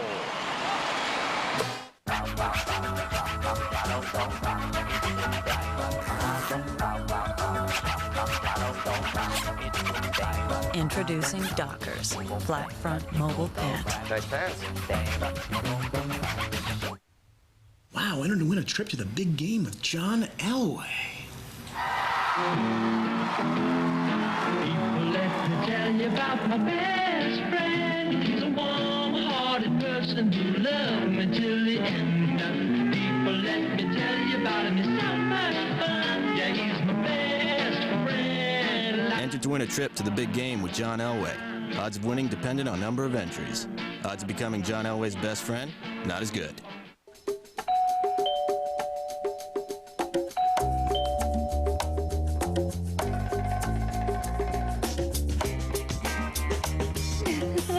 Cavett Pinot Grigio from the Cavett collection. Make it interesting. The number 3 team in the nation, Washington State, pleasing their fans. But we have seen a cold night with wind, and it has certainly affected the kicking game. Well, and early in the game, Washington elected to go for a fake punt. Derek McLaughlin throwing it. Wilberhooks not being able to come down with it. Then, of course, John Anderson hits the post. And then McLaughlin again, Steve. Really, that cost them right there, because now it's a 2-score game.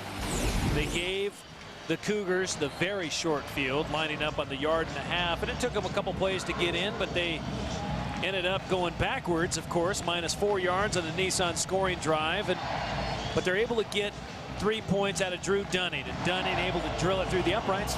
2-score game puts the Huskies in a predicament here, because 4:41 left. You got to get something going right out of the gate here. Washington State trying to wrap it up. They have climbed to their highest ranking ever in the polls at number 3. The previous high was 8th in 1997. We do have a flag on the play. 5-yard penalty and a re-kick. They were offsides. I think everyone knew they were offsides too. That's why none of them ran down the field. Well, about this year, Mike Price was talking about taking a quote from Captain Kirk on Star Trek. He said this year at number 3 in the nation, We are trying to go where no Cougar has gone before. And isn't that beautiful coming from Mike Price? He's talking with the officials who have had a difficult night of their own. Washington State with a 20-10 lead, and there's Mike Price. That's an understatement. You know, at the halftime, he talked to Rich Walsh saying there were too many questionable calls in the first half. Yeah. Tell you what, if this was a baseball game, Sandy Alderson would be calling his crew on Monday. Here's the kickoff. It is deep, and Washington's bringing it back, and they fumble. Fight for it, and another flag at the 23-yard line. And there's a flag. There's a flag that came in the pile from a distance, Steve. And Gordon Reese, though, the referee, did signal Husky football. He signaled it early, and he did confirm it was Husky football, though there is a flag that was thrown in by the umpire there, Walt Wolf.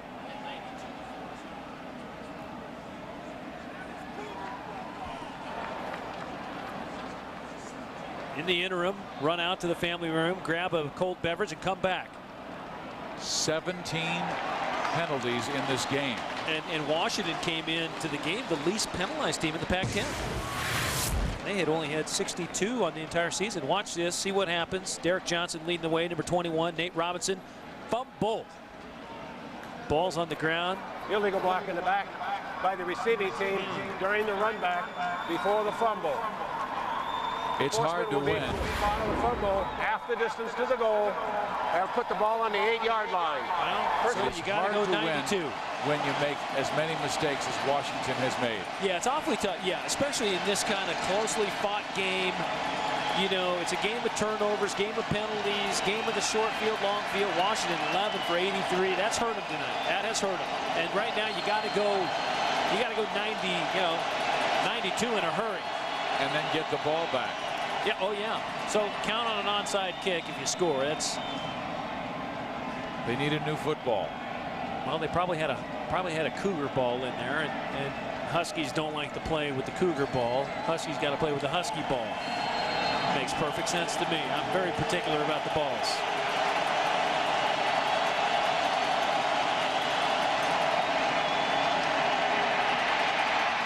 He somehow finds an opening, gets it to Paul Arnold, and Arnold makes something out of nothing. I mean, it looked like Pickett was going to be sacked.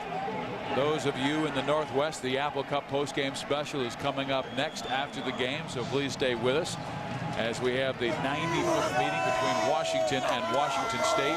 And those guys are crazy because the temperature is in the 20s, and they better get their vitamin C and echinacea out because they might be sick the next 2 weeks. Keep an eye on Fred Shavies, number 6. Paul Arnold. Or is that Patrick Reddick? It's Patrick Reddick for the first down. You know, Bill Doba said the key to success was know where number 1 is all time, Reggie Williams, and stop big plays. They've only given up one big play in this game, and that was the deep ball to Reggie. And I know what people are saying right now. Why did the Huskies run no huddle like in the second half, or come out and start the game no huddle? Because right now they're moving the ball like they have it the whole game. Pickett going deep. Reggie Williams. Oh, what a catch by Reggie Williams at the 15. Huge. Is he an All-American or what? He's the best. I haven't seen better. Let's put it that way. Look at him go, Steve. He's behind. He ends up making a jump over a great. Look at Marcus Trufant. You can't defend it any better. Marcus Trufant takes a shot in the mug, takes a shot in the face by Reggie Williams. 10 catches now for Reggie Williams, 154 yards, 8 of those catches in the second half. Pickett, looping, end zone, Williams, incomplete, and again, great coverage by Marcus Trufant. You know, Trufant might get the game ball, even though the guy he covers has caught 10 passes. Yeah, hey, if it's not Marcus Trufant, that time I thought they kind of went to the well one too many times there. Reggie Williams, you got to give the guy a break a little bit, but they probably said, hey, you know what, Trufant's just as tired, but at least Bill Doba, the defensive coordinator, he doubled him up that time. I don't blame him. So now the guy in the slot, Patrick Riddick. You want to work him, Riddick, number 21. Pickett down the middle, and the flags all over the place because the receiver, Eddie Jackson, was hit and knocked down as the ball was in the air. Yeah, Eddie Jackson just got mauled. He got clubbed. They came in on him, and Pickett got hammered too. Take a look. Little slant. He's not patient at all, Steve, and he gets hit. Payma, Carl Payma, the other corner, comes in, makes a play. Payma, you know, he's hung in there. Jason David, their great corner, is expected back in 2 weeks. We are at Martin Stadium for college football Saturday. Washington against number 3 Washington State. This is the Apple Cup. Steve Physioc, Tom Ramsey, Rich Waltz with you. Washington took an early 7-0 lead, but it's been the Cougars, and particularly the Cougars defense, ever since. Now, the Huskies have had an impressive drive, but they need to get it into the end zone quickly because 3:17 remain and only 2 timeouts There are 2 fouls on the play. Pass interference on a defense. That penalty is going to be declined. Roughing the passer on a defense. Half the distance to the goal from the previous spot. Automatic first down. Wow. Wow. Ryan Long goes into zone blitz. Ike Brown comes in, number 9, and gives the 2003 Heisman favorite. I'm going to call him right now. Cody Pickett gives him a over hammer. 4,000 yards passing in this season. First and goal inside the 10. Pickett fires, and it is a touchdown to Charles Frederick. Hard to argue. Arnold, excuse me. Hard to argue with what Pickett's done tonight, Steve. You know, as you said earlier, no quarterbacks really had a good day, great day against the Washington State Cougars, and it's because they play such good defense. But right here, Pickett, short drop, 3 steps, and then he just sticks it in to Arnold, and Arnold's a nice target, runs good routes, long striding type player, able to get there. You know, Steve, they got there so quick. There's only 3:13 left. I think they're not going to onside kick when they get it back. They are within 3, 20-17. Cougars trying to hold on. One company brings new value to the way we communicate. With smartphone technology that adds color to the wireless world. Fiber optic components that drive broadband internet service. And copiers that scan direct to email for instant communication around the globe. One company does all these things and more to bring new value to our world. Kyocera.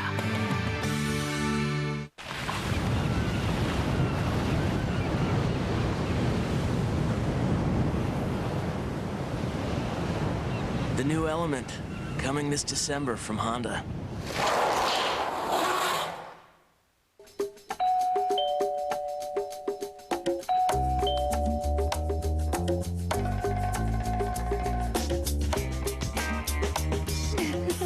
Cavit Pinot Grigio from the Cavit collection. Make it interesting. Washington State holding a slim lead in the Apple Cup, 20-17, and they are number 3 in the polls, number 3 in the BCS for the first time in the school's history. And here's a look at the BCS top 10 this week. Miami survived at Pitt, 28-21. Ohio State against Michigan, holding on 14-9. Notre Dame, that's the big one that Tom Ramsey's talking about, because Notre Dame has to go against USC, and are the Trojans playing great football, blasting UCLA today 52-21. I think the Trojans deserve a BCS. They are a BCS team. I think so too, but what it may come down to, Steve, if Miami wins out the remainder of their games, what's going to happen, you know, Washington State might get locked out. They'll go to the Rose. SC might get locked out because of Notre Dame. It really depends on that game next week. Anyhow, this is why they're going to kick it deep here. No onside kick, because you want to drive it deep. You got a young quarterback. You want to pin him deep. So your defense can come on, stop them, and then get the short field for your offense. Genius. Washington State is stuffed at the 11-yard line. Let's go down to Rich Walls. All right, just to update everyone again, Jason Gesser, they've looked at the fibula and he will not return. They will x-ray it immediately after the game. They wanted to x-ray it right now, but Gesser wanted to stay on the sideline and watch the end of this game. Remember, he broke that same leg 2 years ago, but then it was the tibia. Tonight, it's the fibula. If it is broken, the trainer says you're looking at 4 to 6 weeks. On the other sideline, Washington's offense was sky high when they got off the field. Cody Pickett had his receivers around him and said, all we need is the ball back. And their defense obviously will try to get it to him right now. That's a great report, Rich, because he did suffer a broken leg on the same leg 2 years ago. And, you know, boy, oh, those are some tough breaks. Goodness. More flags, and we've seen a lot of flags with Matt Kegel under center. Different cadence. Yep. The offensive lineman hearing different call from a different voice. Well, and he just hasn't played a lot this year. The reality is Kegel just has not played a lot. He's only thrown 32 balls. He completed 21. Offense. 5 yards for the previous spot. He was recruited by both Washington and Washington State, and you know what happened? In Montana, he was the best quarterback. He was driving a car with his cousin Ryan Leaf wearing a Husky cap. Ryan Leaf grabbed the cap off his head and threw it out the window. He never wore a Husky cap ever again. And here goes Tippins getting nailed near the 7-yard line. Steve, this is dangerous for Washington State. And just as Washington was backed up in their own end, and they had a complete malfunction on their punt team, and it cost them 3 points essentially. I couldn't believe that Washington State didn't score 7 on it, but it could cost WSU the same here. They're misfiring in their own end, and it's crucial. This is a crucial time of the game. You got to make some yards and make the chains click. College Football Saturday presented by Kyocera returns to Fox Sports Net next week. First on Friday, that's the Pac-10, Arizona State. Andrew Walter threw for 536 earlier this year. Goes against Arizona. Then number 4, Oklahoma. And Quentin Griffin go against Oklahoma State. 2:30 Eastern, 11:30 Pacific. Friday and Saturday on Fox Sports Net. That's why you looked at me funny earlier today when I said 532 yards, huh?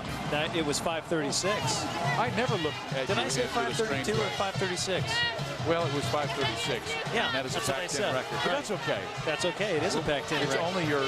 Another Pac-10 record tonight. Cody Pickett over 4,000 yards, single season yards. Think about it, man. That's more than Elway. That's more than Bledsoe. It's more than all these guys. I'm thinking about a guy who hasn't played much facing a 2nd down and 15, has to make a big play here. Washington 1 timeout left. Kegel will throw and loops it left side. Intercepted. The freshman Nate Robinson. Now they try to go up top to Mike Bush with one of those leaping catches, you know, the jump ball. Nate Robinson's only 5'9", Steve. He's a little guy, but he plays big. Of course, his father, Jock Robinson, was one of the star running backs for the Huskies in their great years. Look at Robinson, gives him great cushion, turns his hips, and Bush helps him out because Bush has fallen. So the big 6'6" player can't get up, can't get his legs underneath him and jump. And Nate comes down with it, and Mike Price doesn't even want to look at this. And now the Washington State defense has to step up to the moment. We've seen some shocking upsets in this series history. Will we see one tonight with the number 3 team in the nation holding a 3-point lead, 2:44 to play? Pickett will run the ball, and Rich Alexis is smelled out beautifully by Fred Shavy. Here are our FedEx Air stats. They've gone 23 times to the receivers, wide out, 294 yards. That's it. I mean, the tight ends haven't seen it much. The running backs 5 for 45. Yeah, you know, Reggie Williams again catching a lot of those balls and 10 for 154 for Reggie. At 154, taking up a lot of that yardage, and here he is once again, big number 1, Steve, up at the top of the screen, and again, Trufant is on it. Matched up top, those 2 guys. Pickett going left, completes it. Reddick gets out of bounds near the 25. Nice play by Reddick. He got as much as he could, and then he got out of bounds to stop the clock. They got a lot of time. Time is not a factor right now. 2:02. You got to be patient. Now you're in field goal range. John Anderson can hit this one. Okay, he can hit it approximately a 42-yarder from here. But now you can't have any negative plays. You got to keep positive gains here. In fact, he did get a first down. I don't think Neuheisel wants to settle on 3. Well, I don't think so either. But what I'm saying is you can't take a loss. You cannot take a sack. You got to bring the hammer here a little bit too. You might want to run the ball. And they do.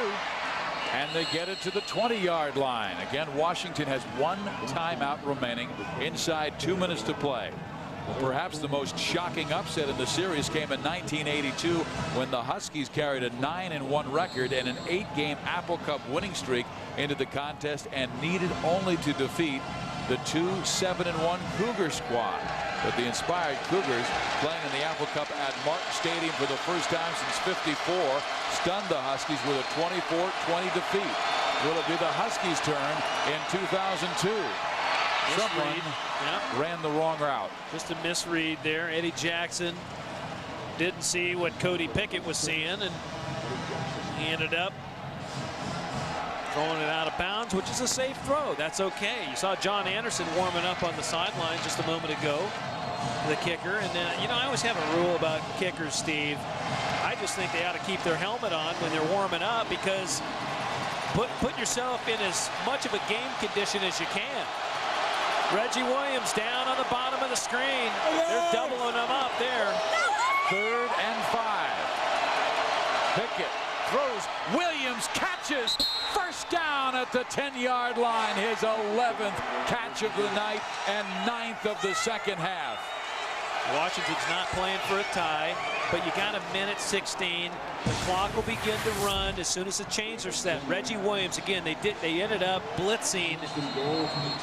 They ended up blitzing number 26, Jeremy Bohannon, Steve. I thought they were going to double Reggie Williams. That would have been a wise move, but Bill Dobin knows more defense than I do. So Cougars need a big play by their defense. Pickett will run it. They stop Rich Alexis. It will be 2nd down and 10 yards to go, or 2nd and goal from the 10. Braxton Clement. Clock winding down to 45. Washington's got 1 in the bank. Okay, I was a little premature there. I still thought they had 2. My bad. John Anderson has been clutch in the past. He has missed 3 field goals in this game. Pickett, right, knocked down beautifully by Fred Shavies. Oh, he knew where that pass was going.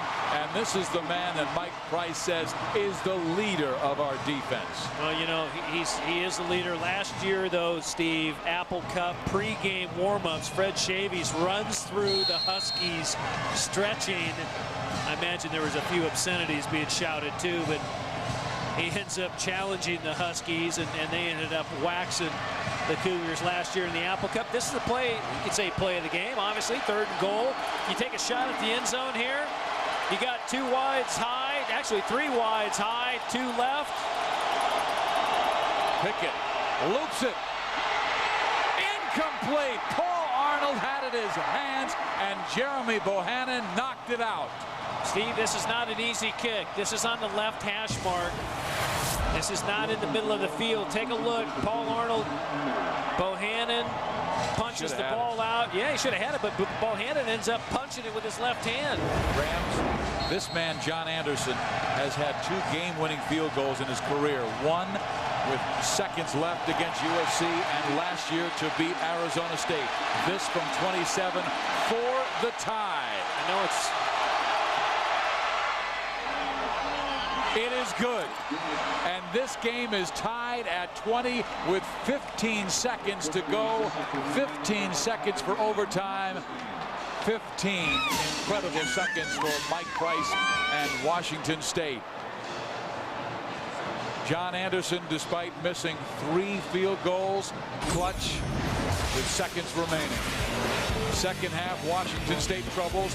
The fumble by Jason Gesser, the fumble by Mike Bush, the injury to Jason Gesser that knocked him out of the game, and the interception that led to the game-tying field goal by Nate Robinson. You know, and actually John Anderson, look at Mike Price walking up the sideline. John Anderson actually missed 4 field goals tonight. The one he got bailed out on with the roughing the kicker. So I counted as a miss 4, make 2 type of thing. Well, this is the first meeting between these teams. The very first meeting between these two teams ended in a 5-5 tie, and here we are 102 years later. You're looking pretty good for 102, brother. Yes. I got to tell you, to have it come down to the kicker, though, who's missed that many, you got, and it was not an easy kick. Close in, left hash mark. He's pushed 2 on the right side tonight. He was able to come down and make the kick. And you know what? That showed me a lot about John Anderson, because obviously he's resilient. Rick Neuheisel says, hey, I want my Huskies to finish strong. That's been his mantra all week. And right now, you know, it's up to the young guy, Matt Kegel. Can he get it done? Because Matt Kegel will have an opportunity here. They'll probably just take a knee, is my guess. And OT is going to be Kegel against Pickett. How about a long return? They fly through, and this is Washington State bringing it out to the 32-yard line with 10 seconds remaining. Tim Galloway, number 35, inside linebacker, reserve backer, and special team stalwart tonight, making the tackle on Moore. So Matt Kegel, who has been unable to get Washington State any points when they've started in their own territory after replacing the All-American candidate Jason Gesser. Better get lined up. That's what you better do.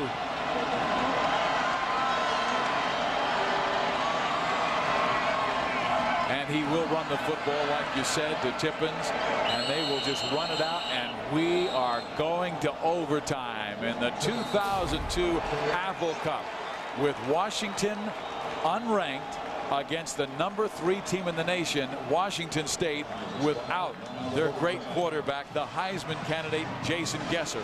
Cody Pickett with a marvelous 92-yard drive to pull them within 3, and then execution down the end to get the 3 points. Because Neuheisel said in overtime we've got the edge because we have the veteran quarterback against a guy who hasn't thrown the football even 40 times this year. Jason Gesser out. Damaged right leg. And if he could walk, he would be out there. Yeah, he would.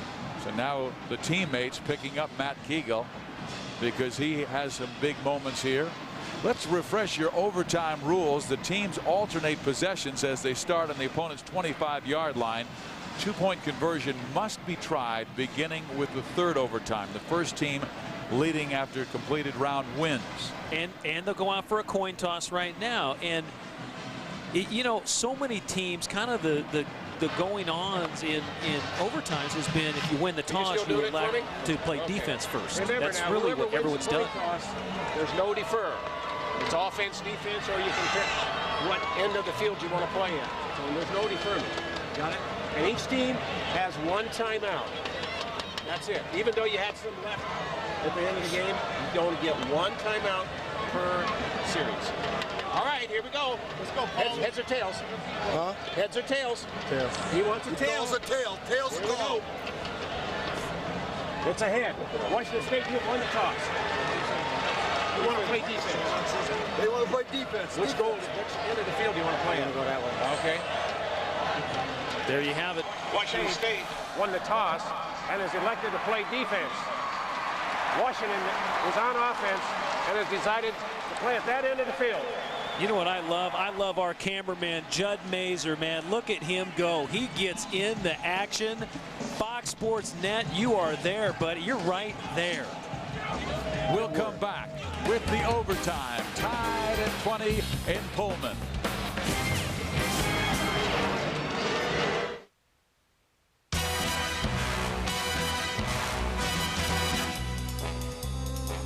Bond. James Bond.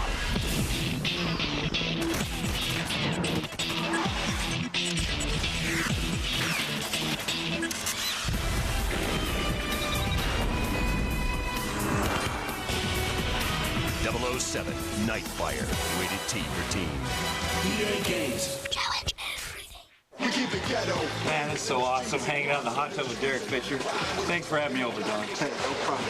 I do for you, maybe you can do for me sometime. That's right. Hey, why don't you be on my show next week? You know what? That'd be superb.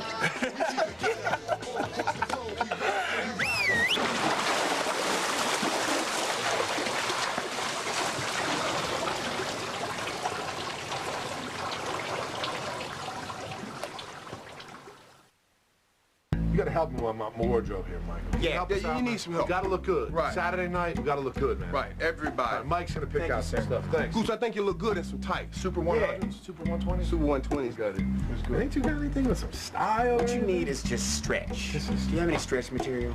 Whole lot of stretch. Just Real a whole stretch. lot of stretch.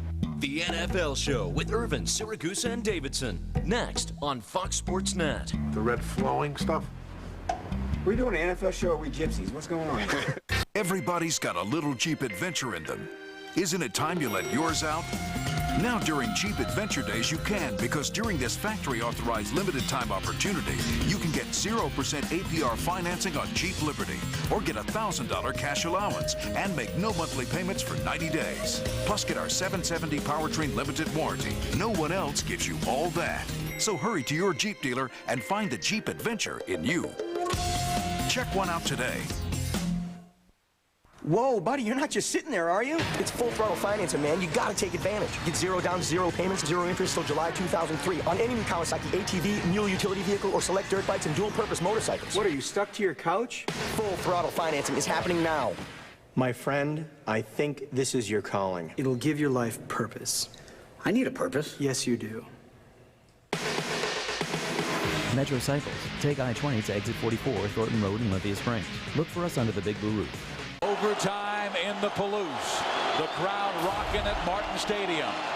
Washington gets it first, and they will run the football to Braxton Clement, who dives inside the 20 to the 17-yard line, so he makes 8 big yards. It'll be 2nd and 2. I like Braxton Clement, Steve. He's a solid runner, solid pass catcher out of the backfield. He can do it all, but right now Washington State played one overtime game earlier this year. They beat the USC Trojans up here in OT. They have an opportunity to win it on their home turf again, but right now they got to slow down this Husky offense. They'll run it again to Clement, and he lunges forward for the first down at the 15-yard line. Let's see where the mark is.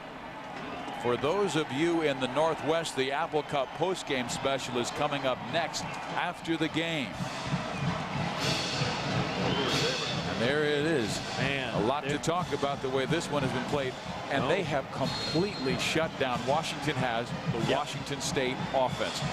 For 40 minutes, they didn't score. The last time they got into the end zone was the 10:07 mark, the Cougars, until the field goal. And on that field goal, they went -4 in the drive. Remember, they had a 1st and goal at the 2. Now Pickett with a first down. Cody fires. Reggie Williams with the catch. Only gains 3, but that is catch number 12 for Reggie Williams and number 89 for Reggie this year. Steve, in the big rival games, and you know, the Huskies have taken some criticism this year. They haven't had the season they wanted. Mike Price and the Cougars on the other side, of course, they've had a nice season, but it comes down, you play your rival game, it goes into OT. I mean, the state of Washington should be proud, #1, because these are 2 great teams slugging it out. Man, the difference between the winner and loser each week is very small differential. You got one timeout. That's their last timeout. Good use of a timeout there by Cody Pickett. And I know Rick Neuheisel was very proud that his team did not quit. They had been through some tough times earlier this year, but they rallied and thrashed Oregon State and Oregon in recent weeks in trying to make it a triple against teams from the Pacific Northwest. this fall. Get your NFL fix a day earlier with the most outrageous, unpredictable NFL pregame show. There's Michael Irvin. There's the nose tackle, Tony Siragusa. And here comes the funny man, Tommy Davidson. Pregame shows that are so much fun, presented by the U.S. Postal Service. That's the NFL show on Fox Sports Net tomorrow, 10 Eastern. They just have a lot of fun. You know, Siragusa, I watched him dance. I mean, for a real big guy, he's good. He got some moves. The Goose got some moves, but then that one time he was back east in like Baltimore, and they had him uplinked, and he was on the show, and he had that funky hat. Looked like he borrowed a hat from Michael Irvin. It was a funky hat. He didn't look good in the hat. We'll have to check out Tony tomorrow morning on the net. Right now it is 2nd down and 5 for Cody Pickett, who has thrown for 367 yards in this game. Clement will be his lone setback, and they'll split 2 left, 1 right. Don't forget about Ryan Long, number 88, defensive lineman. Williams single coverage, and I wonder if Cody's checking off because Reggie has single coverage. He looks that way. The blitz is on. Pickett is sacked at the 22. Mauli Davis. Williams could not free himself from Trufant. Mauli Davis has just played stellar again. Right, that middle linebacker spot, Steve. Watch him come in. It's just an 8-gap blitz, and it's a little bit of a delayed blitz, but he's got such great speed. Watch him, number 58, and boy, he runs well. That's big, because now you got to get inside the 5 to get a first down. Blitz is on. Cody rolls away from pressure, flips it, incomplete. They will have to try for 3. Well, this is why so many teams elect on the coin flip to take defense first, because now you know if John Anderson does put it through the uprights, you know what you have to beat. You got to get a field goal to tie, but if you score 6, you win the game and you go home. Anderson has missed from 50, 51, and 34 in this game. And he has made from 35 and 27. Well, this will be from 34. And the roughing the kicker was about this distance as well. Anderson has it up. Good. And he nails it. Missed his first 3, made his last 3, and in overtime, the Huskies have a 23-20 lead. And now the Cougars must try and keep the pace with, again, Matt Kegel taking over for Jason Gesser. And how will Washington defend? Put more heat on Kegel? No, I think what's going to happen, Steve, I think Tim Hundley, the defensive coordinator for Washington, knows that Washington State's going to try and run the ball here. And I think you've got to stack the box and stop them from running the football. You got to make Kegel beat you. If someone's going to beat you, it's not going to be Tippins, and it's not going to be Jermaine Green. It's going to be Kegel, number 4, because he hadn't thrown a ball yet. He hadn't thrown a good ball yet. He only needs 1. That's all you need. He started shotgun, and he'll stay in shotgun. Illegal motion by the Cougars. They back up 5. Chapel, the right tackle, moved. That is 10 penalties now for Washington State, and Mike Price cannot afford this. Offense. No mistakes. Now they're backing up to the 30. This would make it a 47-yard field goal, even though it's first down. Steve, it comes back to what you got on your board, composure. You know, Mike Price said, be composed. Ever since Matt Kegel came in, they've shot themselves in the foot. They've jumped off sides. They false started. They haven't adjusted to the young quarterback's cadence. They haven't his inflection and everything else. They bring pressure. Kegel goes deep. Broken up in the corner of the end zone, intended for Mike Bush. And there's the true freshman, Nate Robinson, whose dad, Jacques Robinson, was a great Husky. The executive producer of Fox Sports Net is Bill Borson. The coordinating producers of College Football Saturday are Roy Hamilton and Gary Garcia.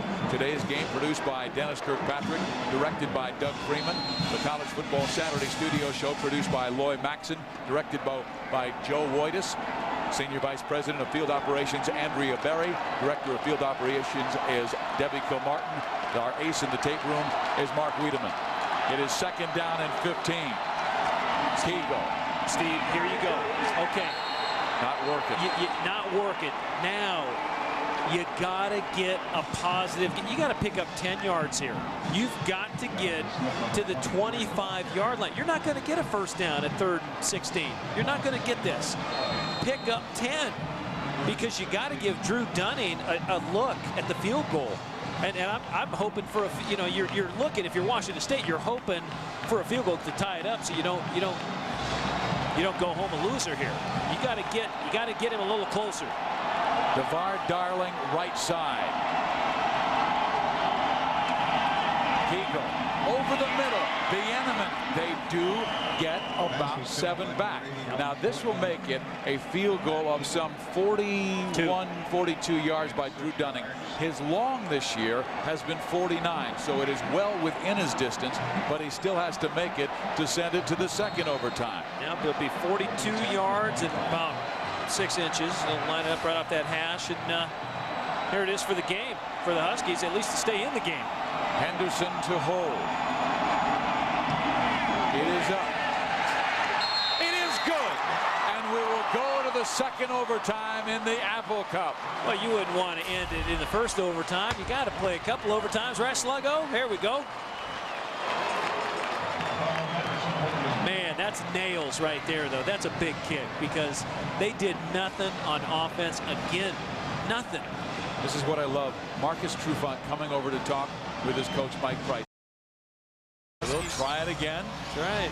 Now it's Washington starting on defense, and Washington State will be on offense. The 1996 Apple Cup went overtime as well, and it was on Fox Sports Net. Washington won 31-24 here in Pullman, and that was a Ryan Leaf pass. I'm sorry, a pass to Jerome Pathon for the winning touchdown. Oh, good. Brock Heward? Was that a Brock Heward throw? Yeah. But it was a marvelous comeback by Washington State. They were down by 24 points and then came back and tied it. Jerome Pathon still playing up in the NFL. What a great player. Okay, this is what's happened. Both scoring drives under Matt Kegel have been negative yards, and they got to take a timeout. You want to know something? They got to take a timeout before they even snap the ball, Steve. Bieneman called the timeout because I think he realized there were too many players in the field. They had the wides, and Bieneman started tapping guys on the backside, counting. Mike So he Price. said, Kegel, timeout. Mike Price, you know what? He wants to go throw one of those apples that was in his office yesterday. He'd throw it about 1.5 miles right now. I mean, you can't do that. You got to get lined up, right? You got to get the right personnel on the field. They have to have some positive yardage situations to hold on to their number 3 ranking in the nation, number 3 in the BCS. Steve, this is, you get into OT, this is where you really want to be patient as a player. You want to slow things down. Right now, Washington's not lined up. I don't think they're lined up exactly where they want to be. Bobby Houck, the defensive back coach, waving his arms down on the sideline because they don't have everyone covered up.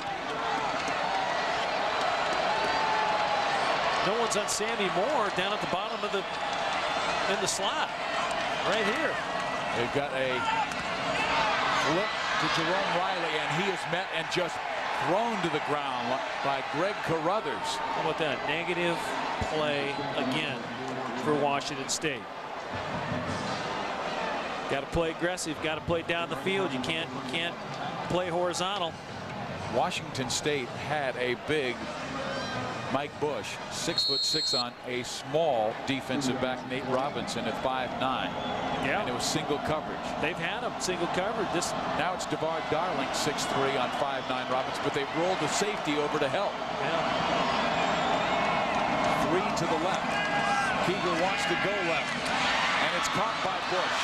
And Bush is not silly at the 20-yard line, but at least they get 7 back. It'll be 3rd and 5. You know what Bush did so well there, Steve? Once he caught the ball, he got up the field. Watch him sit down and catch the ball, and then when he catches it, watch what he does. He knifes back up between defenders, and even though he gets hammered by Carruthers, who's a linebacker in a DB's number, he lunges ahead and gains some positive yards. So you got 3rd and 5. They haven't heard the chains click much here. They bring in the rush in Kelly, and here he comes from the left side. Kegel throws and completes the pass to the 15-yard line. It's 4th down and inches.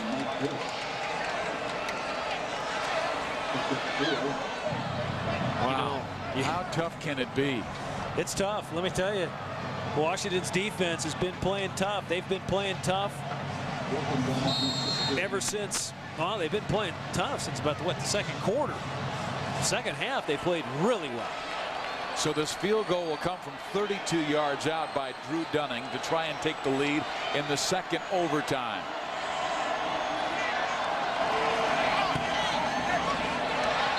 Got it. It is 26-23. Cougars with the lead. Now it's Cody Pickett's turn. Pretty darn interesting right now. I'll say, with so much on the line. BCS, Rose Bowl. This fall, get your NFL fix a day earlier with the NFL show with Michael Irvin, Tony Siragusa, and comedian Tommy Davidson. They have a lot of fun on that show. It will come up next for most of you after our ball game. Tomorrow, you will see it at 10 Eastern, 7 Pacific. Those in the Pacific Northwest region on Fox Sports Northwest, you will have a chance to see post-game coverage of this Apple Cup. Now Washington's turn. Spread them out. 3 wides up top, 2 on the bottom. Williams in the slot, Rams left side. They're throwing it to Reggie. Incomplete. Trufant again. Fine coverage. You know what I think I would do if I was Washington? The next time I ran 5 wides, I'd run a quarterback draw. Now, not on this play coming up, but maybe in a play or two, if I got a first down, I'd run 5 wides, and because they're so spread out on defense right now, Steve, and Cody Pickett can run now. He can run, and those are huge numbers he's putting up. He has thrown the football 53 times. Williams left, again defended by Trufant. Pickett back, fires, complete, 16-yard line. They'll need 1 more for a first down.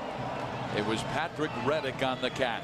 Hey, Steve, you know, Washington State plays so good. Look at this umbrella-like coverage, okay? When the play starts, watch those safeties in those corners. They all kind of sit, and it's all read and react. Look at this. They all kind of break on the ball right now. And Reddick just did a nice job sitting in over the top. Let the play develop. He wasn't overly, he didn't try to make too much happen, and he gives them a good chance to convert it on 3rd down with 3rd and 1. Nice playing. Well, the Pac-10 conference looks like this as Washington State unbeaten 6-0 in the conference for the first time since 1930. That's 72 years. But on their tail is USC playing absolutely fabulous football. They are 9-2. Their only loss was here at Washington State in a game the Trojans should have won. A missed extra point, a missed field goal in overtime, and that was the Trojans' only loss this year in conference play. Well, Steven, you said it. You got SC and you have Washington State. You know, Washington State, if they don't get by this game tonight, they might have difficulty in 2 weeks at UCLA if Jason Gesser's hurt now, because the way they've played some offense tonight with Matt Kegel, all things being equal, Matt Kegel's not Jason Gesser. And Gesser, again, if you've just joined us, hurt his right leg. And Kegel his replacement has been anything but effective. And then you have SC, who's playing so well, as you said. I mean, you liken them to the California Angels towards the end of the season. Anaheim Angels, the world champion Anaheim Angels, buddy. Hey, buddy, I'm still, I know. You might see that quarterback draw here. Yeah, I'd do it. Pickett's going to throw over the middle. Now he juggles. Now he gets rid of it. Throws. It is caught. Touchdown. But 2 flags go down. He threw the pass. It hit off of a defender, came back to it, and Pickett is going to have to see this one come back. He caught his own pass. He's caught his own forward pass. Wow.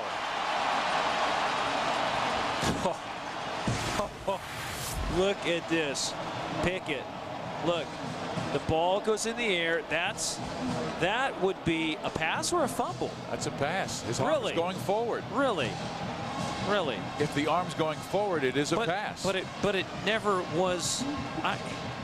This is one of these when you need the NFL flat. Well, his arm would. Okay, I'm with you. But it was a fumble. But you're saying it was a pass. The quarterback made 2 forward passes.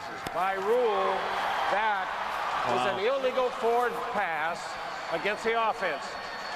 5 yards from the spot of the foul. Loss a down. It will be 4th down. So it is John Anderson time. 5-yard penalty. Okay. 5-yard penalty from the spot. Loss it down. You couldn't ask for a worse scenario. You couldn't ask. Now, this is a guy who missed his first 3. Then he missed one, got rough in the kicker, and then he's made the last 3. 46 yards out. He's got the range. No win.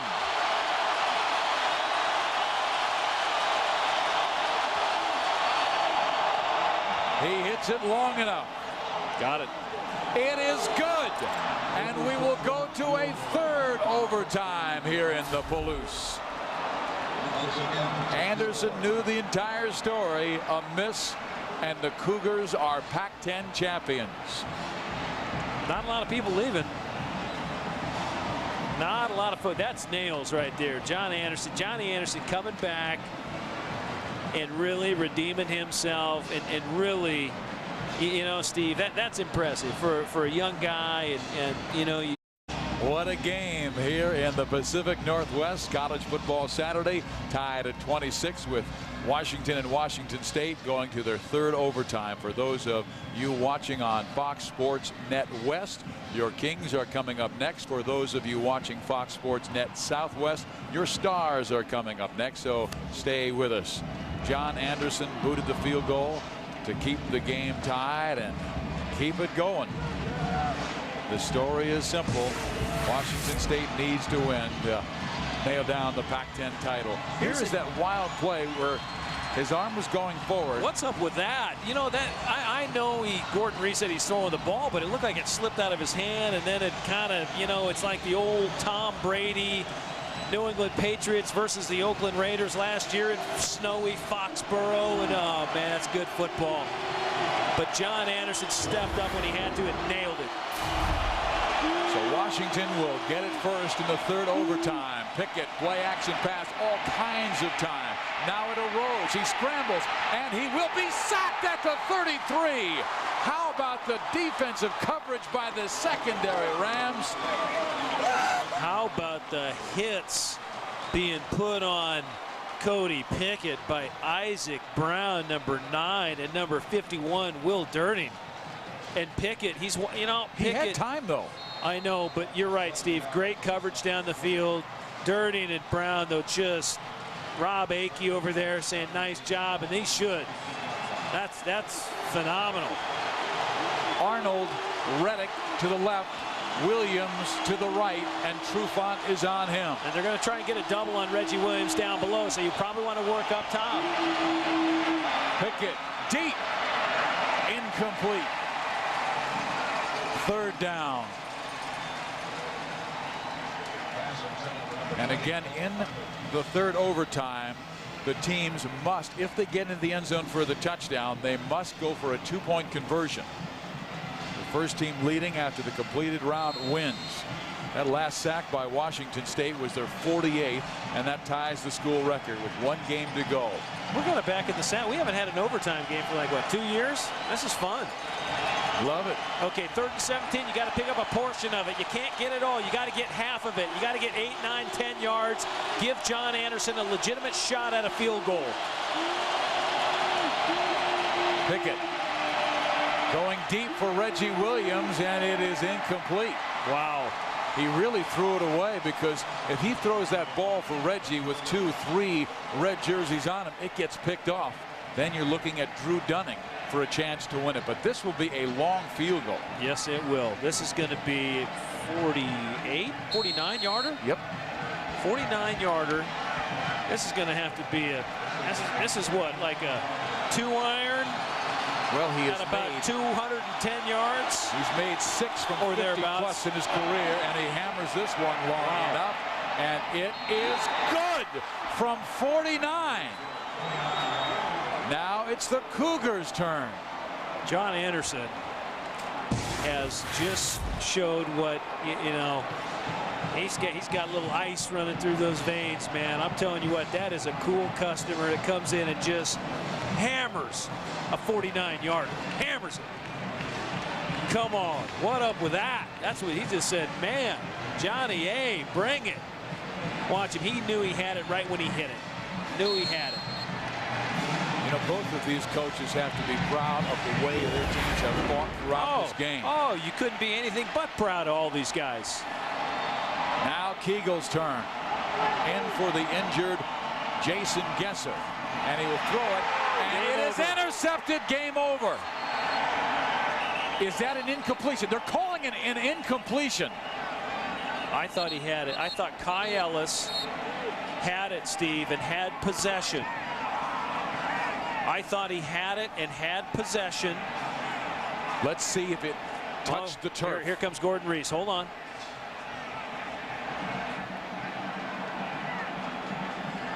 If he made a pick and the then it was a linesman fumble, came flying in saying incomplete, incomplete.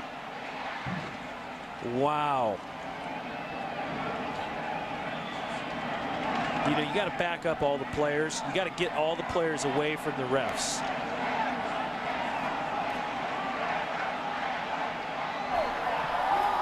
Ruling on the field is it was a backward pass. Washington recovered that backward pass, and the game is over. Oh, my goodness. I'm not sure it was a backwards pass. I thought it was an interception. Well, let's see it again. And then a fumble. That's what I thought. You hate to see officials decide. You know, it might have been a backwards pass. This isn't the angle we want, but watch Kai Ellis. He comes down on a hard slant. He knocks the ball up in the air. It looks to me as though he... oh, no, he didn't recover it. The ball hit the ground. Yeah. But then he got the ball. Okay, so you know what, Steve? Wow. Kai Ellis with the play of the game. What a great play. Washington with a stunning upset in Pullman. Huge. 29-26, the Huskies beat the Cougars with Jason Gesser out.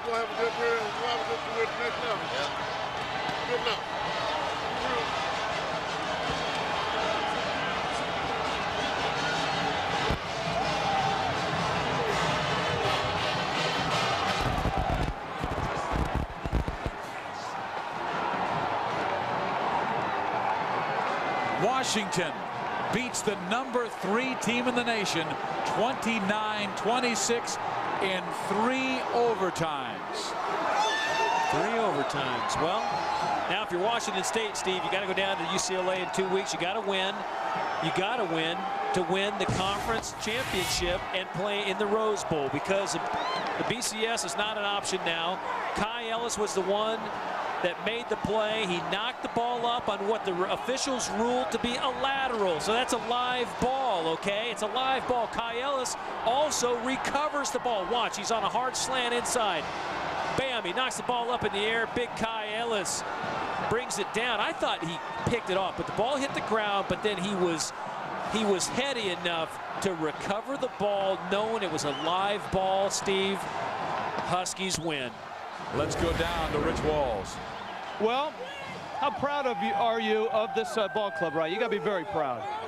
You know, we've been through a lot. Most of it our own fault. I blame myself. I did a bad job of coaching. But I got guys that keep coming to work and keep telling me, Coach, we'll pick you up. And anytime you got guys like that, you got to be proud of them. Rick, you told us yesterday the one thing you wanted your quarterback to do better was manage a football game. He didn't do it against UCLA. He did it against Oregon State and Oregon. Tonight was a pretty good test, and I think he passed it with flying colors. Well, we shot ourselves in the foot a number of times. I think this game, you know, didn't need to be this climatic, but the bottom line is, you know, we tip our hat to the Cougars. We wish them well in their last game. We're thrilled at the Apple Cup win. We've been fortunate in this game. There was a point in the game where John Anderson had missed a couple and was hit. There was an opportunity, and many people in this place thought you would go for it on 4th down. You put Anderson back in, and that really paid off. You got to be proud of that youngster. I'm very proud of John. He's been our go-to guy since he was a freshman. We watched a video of our seniors last night. He was making a 56-yarder, and he came through in flying colors when we needed him most today. Very big win. Good luck in the postseason. Yeah, we get to go, don't we? All right, man. Thank you very much. All right, thanks, Rick. Fizz, let's head back to you. This win guarantees a bowl trip and a 26th straight 500 or better season for the University of Washington. We'll be right back.